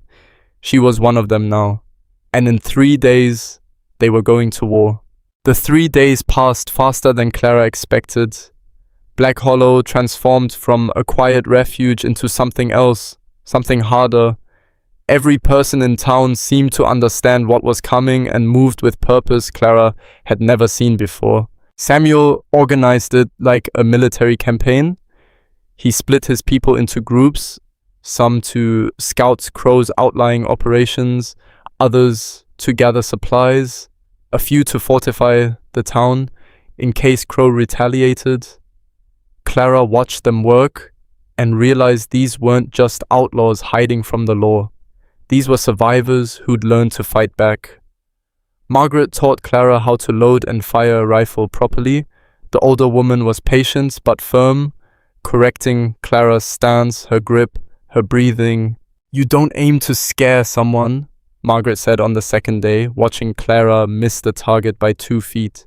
You aim to stop them. And out here, stopping someone usually means killing them. You need to make peace with that now, before you're staring down a barrel. Clara's hands shook as she reloaded. I don't know if I can. You can? Margaret's voice softened slightly. I know you can. You've already survived things that would have broken most people. Pulling a trigger is just one more thing. Clara lined up another shot. This time she hit the target. Not center mass, but close enough. Better, Margaret said. again. By the third day, Clara could hit the target more often than not. Her shoulder ached from the rifle's kick and her ears rang from the gunfire, but she could shoot. Whether she could actually point the weapon at a living person and pull the trigger remained to be seen. Elias spent most of those 3 days with Samuel planning routes and fallback positions and a dozen other tactical details Clara only half understood. But at night, he'd find her on the porch of the boarding house and they'd sit in silence, watching the stars. On the second night, Clara broke the quiet. "Tell me what you did before all this." Elias was quiet so long, she thought he wouldn't answer. Then, "I worked for rich men, land barons, mine owners, railroad companies. They wanted something. I made sure they got it. How? However it took." His voice was flat. "Intimidation, mostly. Threatened to burn someone's crops or kill their livestock if they didn't sell their land. Beat a man badly enough that his neighbors got the message, sometimes worse." "How much worse?" Elias looked at his hands. "I killed my first man when I was 22. Homesteader who wouldn't leave his claim. My employer wanted the land and I made it happen." He paused. "Told myself it was just business, that I was just following orders. Did that for 8 years. Clara's stomach turned. What changed? Got hired by a railroad company. They wanted a route through some valley and there were families in the way. I'd done it 100 times before. Ride in, make threats, watch people, pack up and leave. He stopped, took a breath. But this time, the families wouldn't go. Said they'd been there 20 years, had legal claims, weren't going to be bullied. What happened? My employer sent word, make an example, so they'd understand we were serious. Elias's jaw tightened. They meant kill someone, make it visible, make it brutal enough that everyone else would run. Clara waited. There was a family, Elias continued. Father, mother, 3 kids. Youngest was maybe 6. My employer wanted them dead, all of them. Send a message that nobody was safe if they stood in the way. Did you do it? I rode out there, planning to. His voice cracked slightly. Had my rifle loaded, had my orders, but when I got there and saw those kids playing in the yard, he trailed off. I couldn't. Told my employer I wouldn't do it, that I was done. What did he do? Put a price on my head, $5,000 to whoever brought me back. Dead or alive, didn't matter. Elias looked at Clara. That was 2 years ago. Been running ever since. Clara absorbed this. The man beside her had killed people, had terrorized families, had done terrible things for money, but he'd also drawn a line, had refused to cross it even when it cost him everything. Why did you help me? She asked. You could have just kept running. 'Cause I'm tired of running from things I should have stopped. Elias stood up. Get some sleep. Tomorrow's going to be long. He walked away before Clara could respond. She sat on the porch for another hour, thinking about lines people drew and how much it cost to hold them, thinking about the fact that she was about to ride into a fight alongside a man who'd spent years being exactly the kind of monster they were fighting against. But people changed. Elias had. Maybe that counted for something. Or maybe she was just desperate enough to believe it did. The 4th day dawned clear and hot. Samuel gathered everyone in the center of town just after sunrise. Clara counted 23 people, more than she'd thought. Men and women both, ranging from teenagers to people in their 60s. All armed, all wearing expressions that said they'd made peace with what they were about to do. You all know the plan, Samuel said. His voice carried across the group. Team 1 hits Crow's northern cattle operation. Team 2 takes the mining claim to the west. Make noise, make him think we're coming from multiple directions. Draw off as many of his men as possible. What about the ranch? Someone called out. Team 3 goes for the ranch, Samuel nodded to Elias. Elias leads that team. The goal is to get the women out alive. If we can take Crow himself, that's a bonus. But the women are priority. And if Crow's not there, another voice asked, then we burn what's left and make sure he knows we're not afraid of him anymore. Samuel's eyes swept the crowd. This is dangerous. Some of us might not come back. If anyone wants to sit this out, now's the time to say so. Nobody moved. Samuel nodded. All right then. Teams 1 and 2, you ride in an hour. Team 3, you wait until you get word that the distractions are in place. Move fast, hit hard, and get out. We regroup here by nightfall. People dispersed to make final preparations. Clara checked her rifle for the 10th time, her hands steadier than she expected. Margaret appeared beside her with a gun belt. Wear this, the older woman said. Rifle's good for distance, but if things get close, you'll want the pistol. Clara strapped on the belt. The weight of the gun felt foreign against her hip. You scared? Margaret asked. Terrified. Good. Means you're smart. Margaret squeezed her shoulder. Stay close to Elias. He knows what he's doing. An hour later, teams 1 and 2 rode out. Clara watched them disappear into the desert and felt her stomach knot. This was really happening. They were going to war against a man who owned half the territory. Samuel found her and Elias near the horses. You ready? As will ever be, Elias said. Take these. Samuel handed over a stack of papers. Property transfers, bills of sale, everything we could find on Crow's dealings with women. Get the women out, get their testimony, and we've got enough to bury him. Elias tucked the papers inside his jacket. How long do we wait? 2 hours. That'll give the other teams time to get in position. Samuel looked at Clara. You don't have to go. You've done enough. We've been through this, Clara said. Just making sure. Samuel turned back to Elias. There's 4 more riding with you. Good people. They'll cover your escape route. The wait was brutal. Clara sat in the shade of the boarding house and tried not to think about all the ways this could go wrong. Tried not to picture Crow's men surrounding them, trapping them, killing them all before they could get anywhere near the ranch. Elias sat beside her, cleaning his rifle with methodical precision. You should stay here, he said without looking up. I know what you said. I'm saying it anyway. He met her eyes.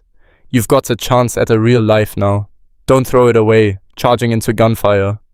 Those women at the ranch aren't your responsibility. They could have been me. Clara's voice went hard.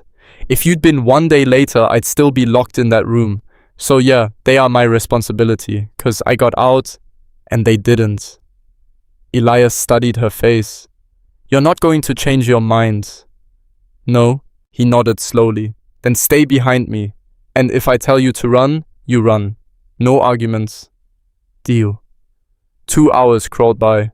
Finally, a rider appeared on the horizon. One of Samuel's scouts. He pulled up in a cloud of dust. Teams are in position, he gasped. Crow's men are moving. Now's your chance. Elias stood. Let's go. The ride to Crow's ranch took 90 minutes. They pushed the horses hard, eating up miles of desert until the valley came into view. Clara's heart sank when she saw it. The ranch had been partially rebuilt. New structures stood where the burned ones had been, and there were men everywhere. Easily 20 that Clara could see, probably more inside. He's fortified, one of their team muttered. This is going to be ugly. Elias pulled out a small telescope and scanned the ranch. Guards at every entrance, patrols walking the perimeter. He's expecting us. So what do we do? Clara asked. Elias lowered the telescope. We improvise. He outlined the plan quickly. 2 of their people would create a distraction on the eastern side.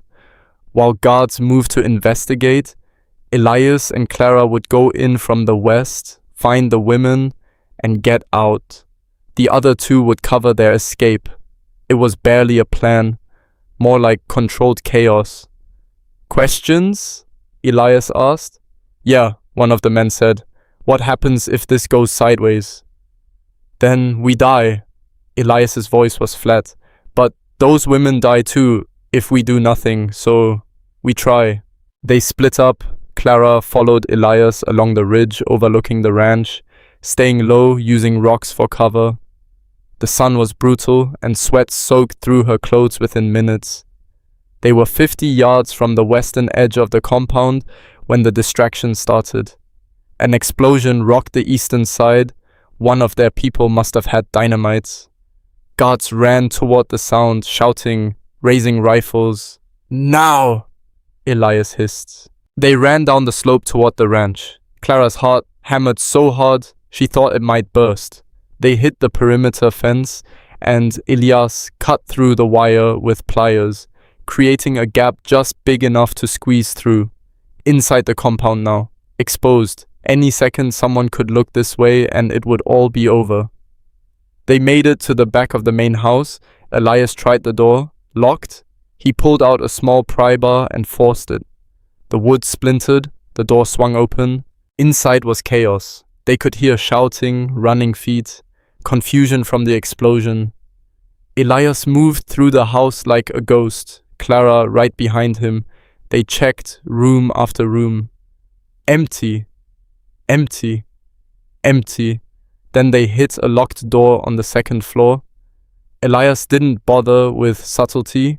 He kicked it open. 3 women huddled in the corner, young, terrified, wearing the same kind of expensive dress Clara had refused to put on. We're here to get you out, Elias said, quickly. Can you run? The women stared at him like he was speaking another language. Clara pushed past Elias. Gideon Crow doesn't own you. We're getting you out of here, right now. But we need to move fast. Something in Clara's voice must have registered. One of the women, dark hair, maybe 20, stood up. You're real? We're real. Come on. The woman grabbed the other 2 and pulled them up. Let's go. They made it down the stairs and were almost to the back door when someone stepped into their path. Mrs. Schaefer. The housekeeper's eyes went wide when she saw the women. What are you? Elias raised his rifle. Move! Mrs. Schaefer's face hardened. I can't let you. You can and you will. Clara stepped forward. Those women are leaving. You can help or you can get out of the way. But if you try to stop us, I will put a bullet in you myself. The older woman looked at Clara, saw something there that made her step aside. They burst out the back door into chaos. The explosion had set another building on fire and guards were running everywhere. Nobody even looked at them as they ran for the perimeter fence. They were 10 feet from freedom when someone shouted, There! They've got the girls! Gunfire erupted. Clara heard bullets whine past her head. One of the women screamed. Elias returned fire, laying down cover while they ran. They hit the fence and squeezed through. Up the slope. The horses were waiting where they'd left them, but there weren't enough. They'd brought 5 horses for 7 people. Double up! Elias shouted. Clara pulled one of the women onto her horse. Elias took another. The third woman climbed up behind one of their team. They kicked the horses into a gallop just as more guards appeared. Bullets kicked up dust around them. Clara leaned low over her horse's neck, one arm locked around the woman behind her. They made it over the ridge and into rougher country. The sound of pursuit followed, but the terrain worked in their favor. The horses knew these parts. Crow's men didn't. An hour later, they pulled up in a box canyon to rest the animals. Clara slid off her horse, her legs shaking so badly she could barely stand. All 3 women were crying, not from fear anymore, from relief. You're safe, Clara told them. You're safe now. The dark-haired woman grabbed Clara's hand.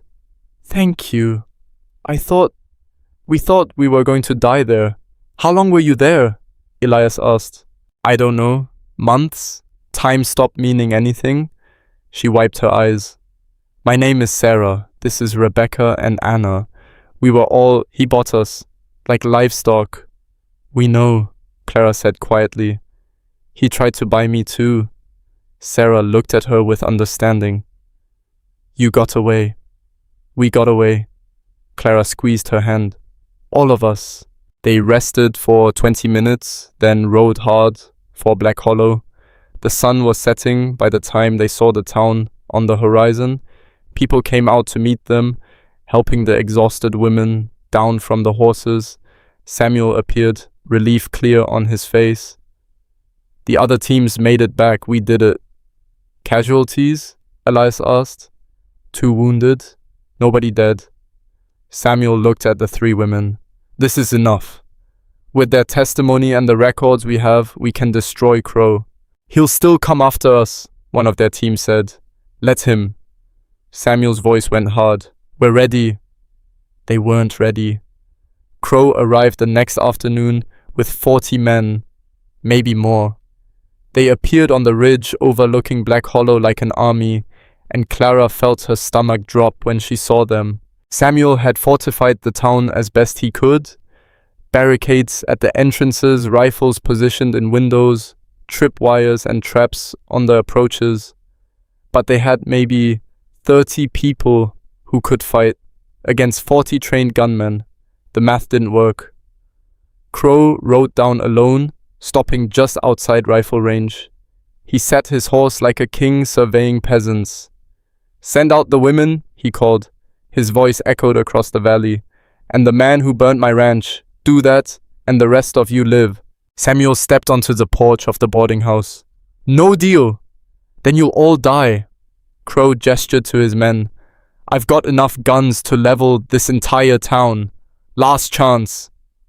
Those women aren't property, Samuel's voice carried.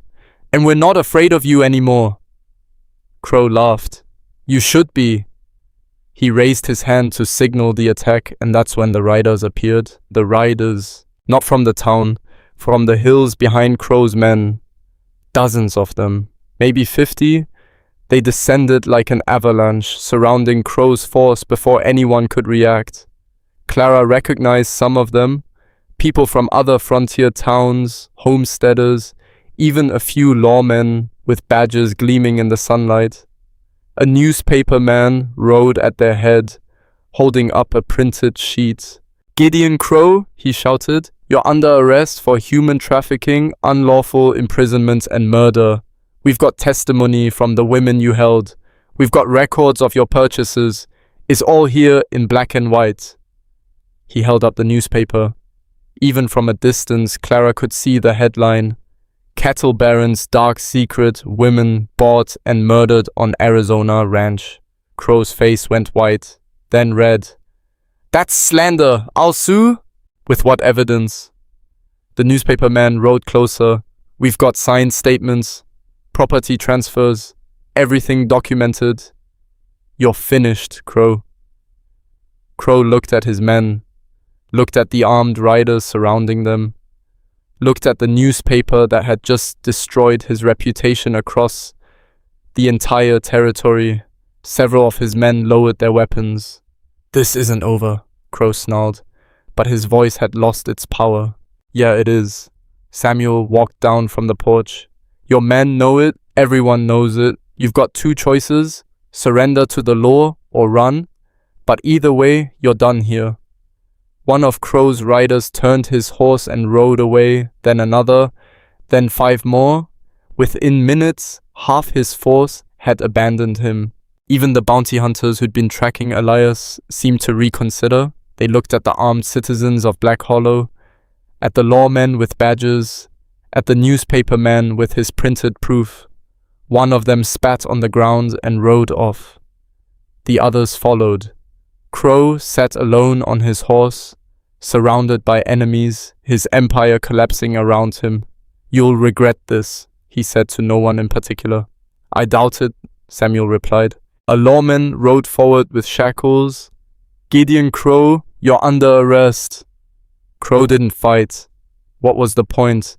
His power had come from fear and secrecy. Now everyone knew what he was. He was just another criminal in a territory that had no shortage of them. They took him away in chains. His remaining men scattered.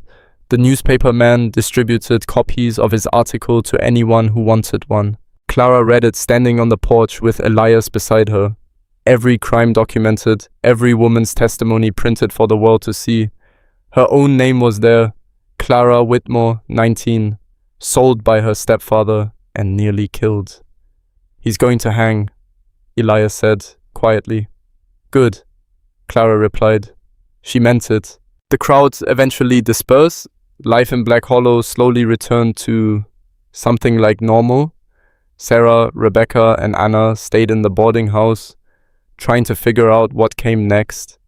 The newspaper man stayed too, interviewing people, gathering more stories about Crow's crimes.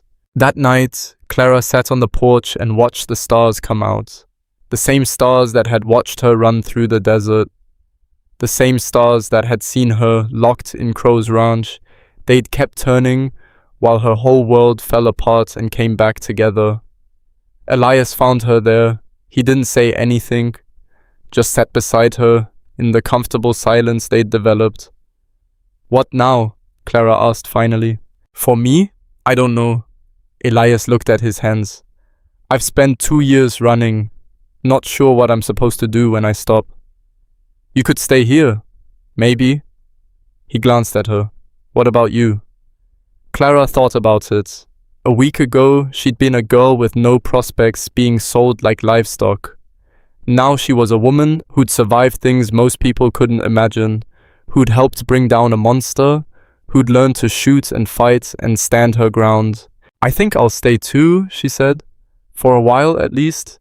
Figure things out. Yeah? Yeah. Clara looked at him. Someone told me I've got a chance at a real life now. Seems stupid to waste it.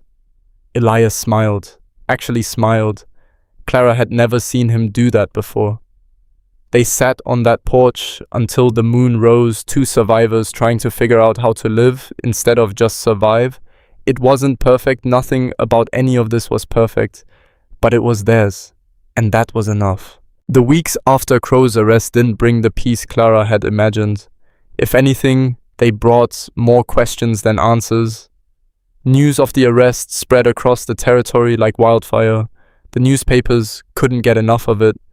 Wealthy cattle baron exposed as a killer.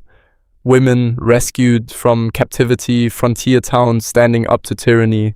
They made it sound heroic, clean, like justice had simply appeared one day and fixed everything. Clara knew better. She saw it in Sarah's eyes when someone closed a door too quickly, in the way Rebecca flinched at sudden noises, in how Anna refused to sleep without a lamp burning. You didn't survive what they'd survived and just walk away whole. The scars weren't always visible, but they were there. Clara had her own. Some nights she'd wake up gasping, convinced she was back in that locked room at Crow's Ranch. She'd feel the phantom weight of ropes on her wrists, taste dust and fear in her mouth. Then she'd remember where she was, safe in Black Hollow, door unlocked, window without bars, and the panic would slowly drain away. But it always came back, Margaret noticed. The older woman had a way of seeing things people tried to hide. You're not sleeping, she said one morning, finding Clara on the porch before dawn. I sleep enough. That's not what I asked. Margaret sat down beside her. The nightmares get better, eventually, but they don't disappear. How long did it take you to stop seeing my husband's face every time I closed my eyes? Margaret considered. 3 years, maybe 4, and I still have bad nights. Clara's stomach sank. 3 years felt like forever. But they get further apart, Margaret continued, and you learn to live around them. You built a life anyway, nightmares and all. She looked at Clara. That's the real victory, not that you stopped being scared, that you refused to let fear stop you. Clara thought about that for a long time after Margaret went inside. The trial happened in early autumn.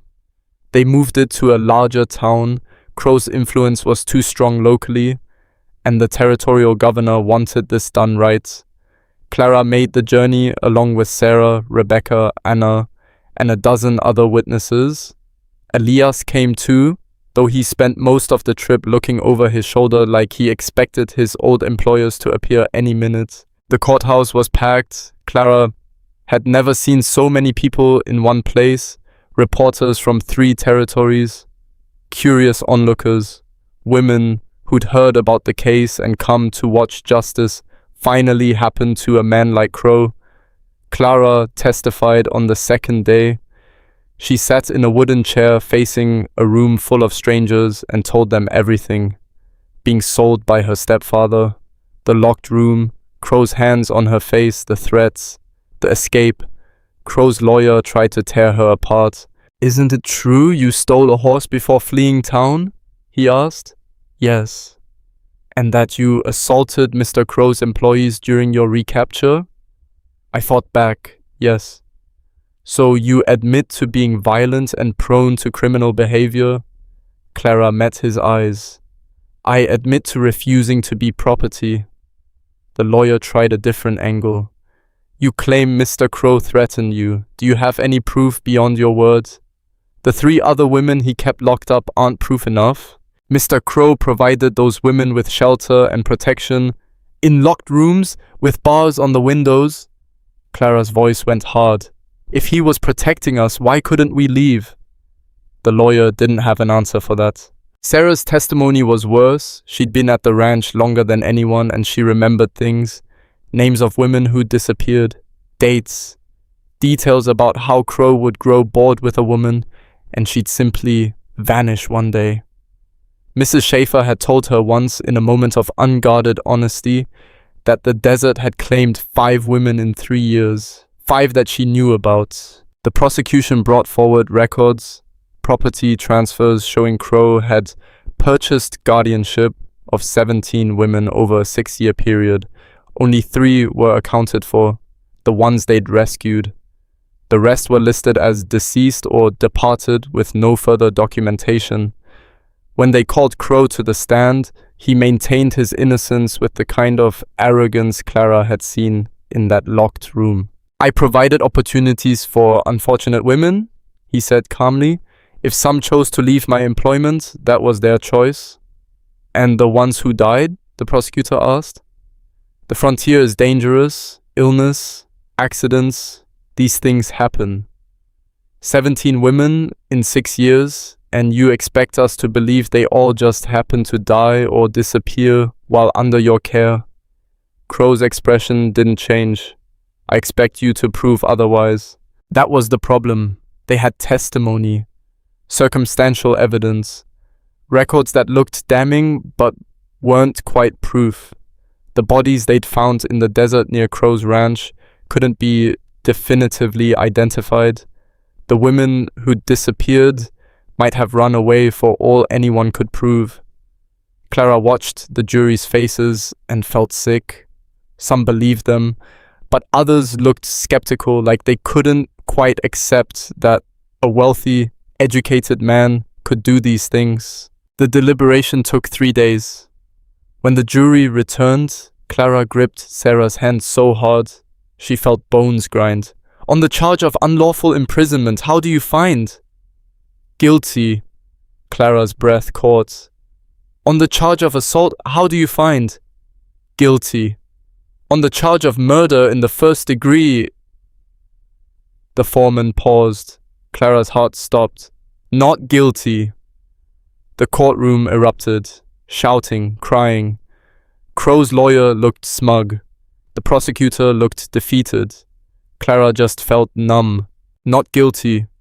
They'd believed him, or at least believed there wasn't enough proof. The judge gavelled for order. When the room finally quieted, he looked at Crow with something close to disgust. "Gideon Crow, you've been found guilty of unlawful imprisonment and assault. While the jury has chosen not to convict on the murder charges, make no mistake, your actions destroyed lives. You treated human beings as property. You brutalized women under the guise of protection. He paused. I sentence you to 20 years hard labor, and I pray that's enough time for you to understand the magnitude of what you've done. 20 years. Not justice, not really, but something. Crow showed no emotion as they led him away in chains. He didn't look at Clara or any of the other women, just walked out like this was beneath him. Outside the courthouse, reporters swarmed them, questions flying from every direction. Sarah looked shell-shocked. Rebecca was crying. Anna had gone completely silent. Elias appeared and started moving them through the crowd. Let them through. Give them space. They made it to the hotel and collapsed in the lobby. Nobody spoke for a long time. 20 years, Sarah finally said. That's it. It's more than most men like him ever get, Margaret said quietly. She traveled with them for support. It's not enough. Anna's voice was flat. It will never be enough. She was right. 20 years couldn't undo what had been done, couldn't bring back the women who died, couldn't erase the nightmares or the scars or the fundamental knowledge that the world was full of men who saw women as things to be owned. But it was something, a line drawn, a statement that even rich men couldn't buy their way out of every crime. That night, Clara stood at the hotel window and watched the town below. Somewhere out there, Crow was sitting in a cell. In 20 years, he'd be an old man, broken, powerless. She waited to feel satisfaction, triumph, something. Instead, she just felt tired. The journey back to Black Hollow took 4 days. When they finally rode into town, people came out to greet them, asked about the trial, wanted details. Clara gave them the basics and then excused herself. She walked to the boarding house and up to her room and lay on the bed, staring at the ceiling. A knock came an hour later. Elias's voice through the door. Can I come in? Clara considered lying, saying she was fine. Instead, she said, yeah. Elias entered and sat in the chair by the window. He didn't ask how she was feeling, didn't try to tell her everything would be okay, just sat there in quiet solidarity. I thought I'd feel different, Clara said finally. After the trial, like I'd be able to move on or something. Doesn't work that way. How do you know? Because I tried. Elias looked at his hands. After I stopped working for those land barons, I thought running would fix things. Put enough miles between me and what I'd done, maybe I'd become someone different. He paused. But you can't outrun yourself. The things you've done, the things done to you, they follow. Best you can do is learn to carry them. That's bleak. It's honest. He met her eyes. But carrying them gets easier. And eventually you figure out how to build a life around the weight. Clara sat up. Is that what you're doing? Building a life? Trying to? Elias stood and walked to the window. Samuel offered me work, helping protect the town, training people to defend themselves. Nothing glamorous, but it's honest. You going to take it? Thinking about it. He glanced back at her. What about you? You staying here? Clara hadn't let herself think that far ahead. Black Hollow had been a refuge, a safe place while everything else fell apart. But was it home? I don't know, she admitted. I don't know what I want. That's fair. You've got time to figure it out. After Elias left, Clara lay back down and actually thought about it. What did she want? Not what she was running from. She'd been doing that since Marcus sold her. But what was she running towards? The answer didn't come that night or the next day, but slowly over weeks, Clara started to see it. She wanted to matter, to be more than just a girl who'd survived something terrible. She wanted to help people the way Samuel and Margaret and Elias had helped her. She started small. helping Margaret run the boarding house, cooking meals, changing linens, learning how to manage supplies and budgets. Simple work, but it felt good to be useful. Then Sarah approached her with an idea. "Some of us have been talking," Sarah said one evening. "The women who came here after everything, we want to do something, help other women who are trapped like we were." "Help them how?" Clara asked. "Information network, safe houses, ways for women to get out of bad situations." Sarah's eyes lit up with something like hope. "There are women all over the territory stuck with violent husbands or employers who won't pay them or situations they can't escape. What if we created roads, places they could run to where they'd be protected?" Clara thought about the desert, about running with nothing but a knife and a prayer, about how differently things might have gone if she'd known there was a place like Black Hollow waiting. "I'm in," she said. They started planning. It wasn't glamorous work. They spent weeks just making contacts in neighboring towns, finding sympathetic families willing to hide runaways for a night, mapping routes that avoided areas controlled by men like Crow. Margaret helped, so did Samuel and several other women in town. Even Elias contributed, teaching self-defense and basic survival skills. 3 months after the trial, they helped their first woman escape. A girl named Emma, 17, fleeing a husband who'd beaten her unconscious twice. She arrived at Black Hollow half-starved and terrified. They fed her, gave her a room, helped her write to family back east who'd lost track of her. Emma stayed 2 weeks before moving on, but before she left, she found Clara. "Thank you," Emma said simply. "You saved my life." Clara thought about all the things she could say, about how she'd just provided what others had provided for her, about how it wasn't saving, just giving someone a chance. But Emma's eyes held that same desperate gratitude Clara had felt when Elias pulled her out of Crow's ranch. "You saved yourself," Clara told her. "You got out. We just gave you a place to land." Emma left on a wagon heading east. They heard later she'd made it back to her family safely. One saved life. It felt like nothing and everything at the same time. Winter came to Black Hollow. The desert cold was different from other places, brutal at night, almost pleasant during the day. Clara learned to split wood, to bank fires that would burn all night, to make stew that could feed 20 people from scraps. She learned other things too, how to read people, how to tell the difference between someone who was genuinely in trouble and someone looking to take advantage, how to make hard calls about limited resources, how to carry the weight when you couldn't save everyone. They lost one, a woman named Catherine who'd been on the run from her father, a judge with connections across 3 territories. Catherine stayed with them for a week before her father's men tracked her down. They came in the middle of the night, armed, legal papers claiming guardianship. Samuel had stood on the porch with his rifle and told them to leave. They'd threatened to burn the town. Samuel had told them to try. In the end, the law was on the father's side. Catherine was only 16, unmarried, no legal right to independence. Clara watched them take her away and felt rage so pure it burned. "We can't save them all," Margaret said that night, finding Clara on the porch. "That's not good enough." "I know, but it's reality." Margaret sat down.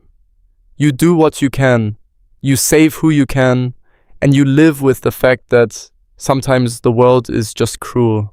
Clara hated that answer, but over the following months, she learned Margaret was right. They helped dozens of women escape bad situations, but they lost some too, turned away others because sheltering them would have brought violence down on the whole town. Each choice left scars. Spring arrived with wildflowers carpeting the desert in colors Clara hadn't known existed out here. The town grew, new families arrived, drawn by stories of the place that had stood up to Gideon Crow. They built new houses, expanded the school, started talking about forming an official town council. Clara found herself on that council somehow. 20 years old and making decisions about water rights and property disputes. It felt absurd. But people listened to her, trusted her, because she'd survived, because she'd fought back, because her story mattered to them. Elias had settled into his role protecting the town. He taught weapons training to anyone who wanted to learn. Road patrols, dealt with the occasional troublemaker. He'd grown quieter over the months, more settled. The haunted look in his eyes had faded somewhat, replaced by something calmer, something... They'd grown closer in ways Clara couldn't quite define. Not romantic, at least not entirely.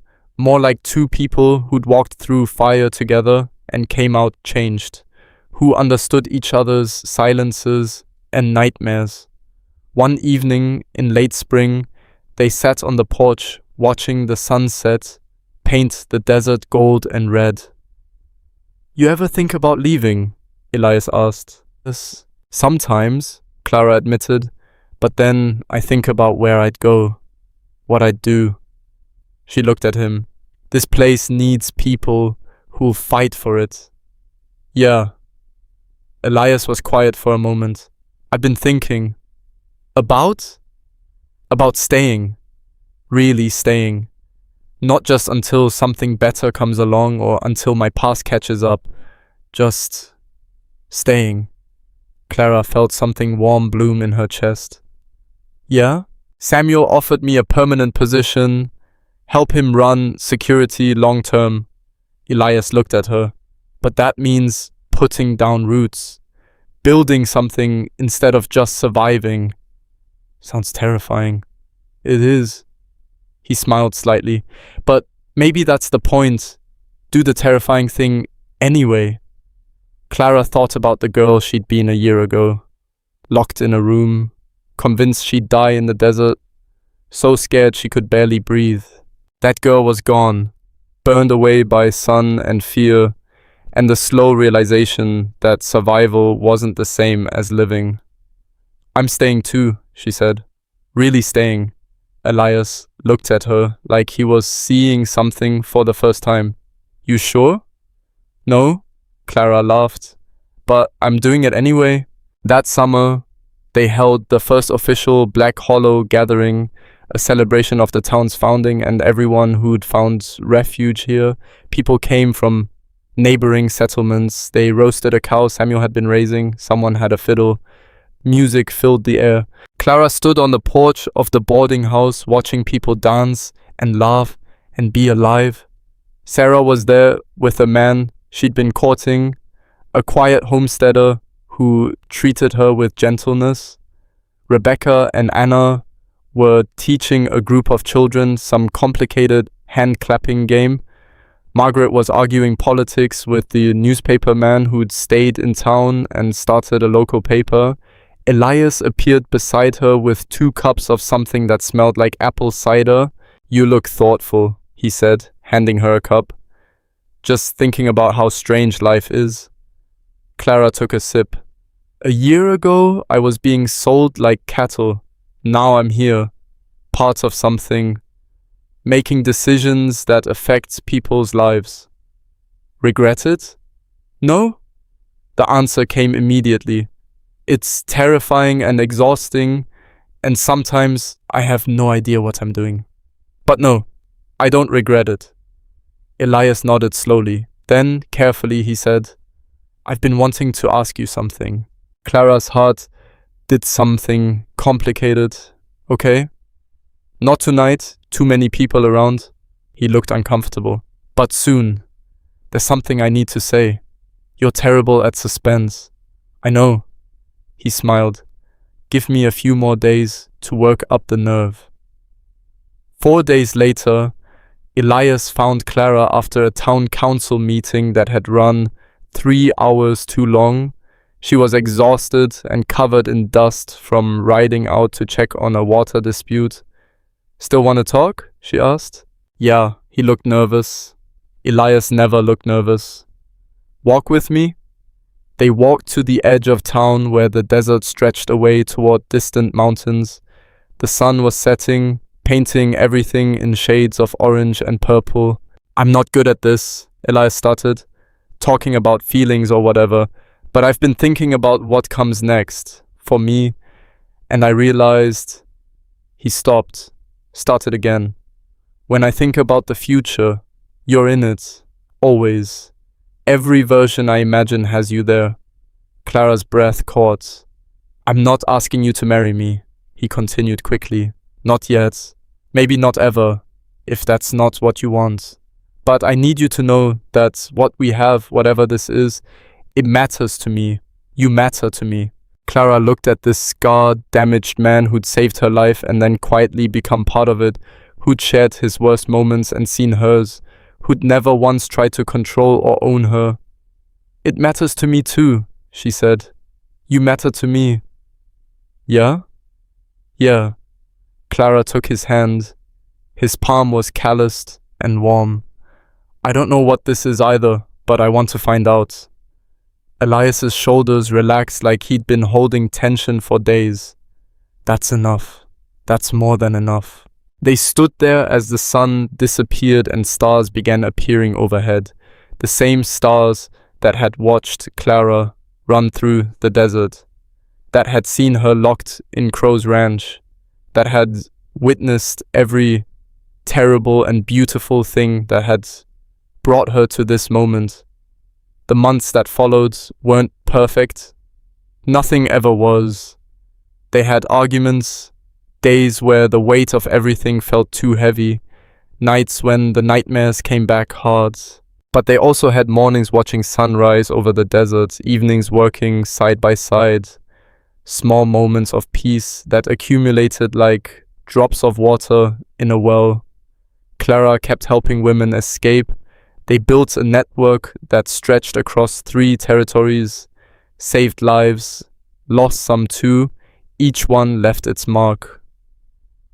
On her 21st birthday, Clara legally became her own person. No guardian, no owner, just herself. They celebrated with the whole town. That night, Elias asked the question he'd been holding on to. Marry me, he said. Not a question, not a demand, just an offer. Not because you need protection or because I want to own you, but because I choose you and I want you to choose me back. Clara thought about choices, about how many had been taken from her, about how sweet it was to have them returned. Yes, she said, I choose you. They married in autumn under a sky so clear it hurt to look at. No expensive church, no wealthy guests, just the people of Black Hollow gathered together with wildflowers and homemade food and genuine joy. Sarah stood up as Clara's witness, Samuel stood for Elias. Margaret cried. The newspaper man took notes for what he promised would be the most beautiful wedding announcement the territory had ever seen. When it was over and people were dancing and the sun was setting, Clara stood with her husband, that word still felt strange, and looked at the life they'd built from ashes. You ever think about before, she asked, who you might have been if none of this happened? Sometimes, Elias admitted, but then I remember that version of me. Was a killer, working for rich men, not sure I'd want to be him. I think about it too. Who I would have been if Marcus hadn't sold me, if I'd never ended up at Crow's Ranch. Clara leaned against him. I probably would have married some frontier farmer, had a bunch of kids, spent my whole life washing clothes and cooking meals, and never once doing anything that mattered. That life might have been easier. Easier isn't the same as better. Clara looked up at him. This life is hard, terrifying sometimes, but it's mine. Every piece of it, nobody else's. Elias kissed the top of her head. Ours, he corrected gently. Ours, Clara agreed. Years passed. Black Hollow grew into a real town. The network Clara helped build expanded, until women across the territory knew they had options, had places to run if they needed to. Gideon Crow died in prison 7 years into his sentence. Pneumonia, the report said.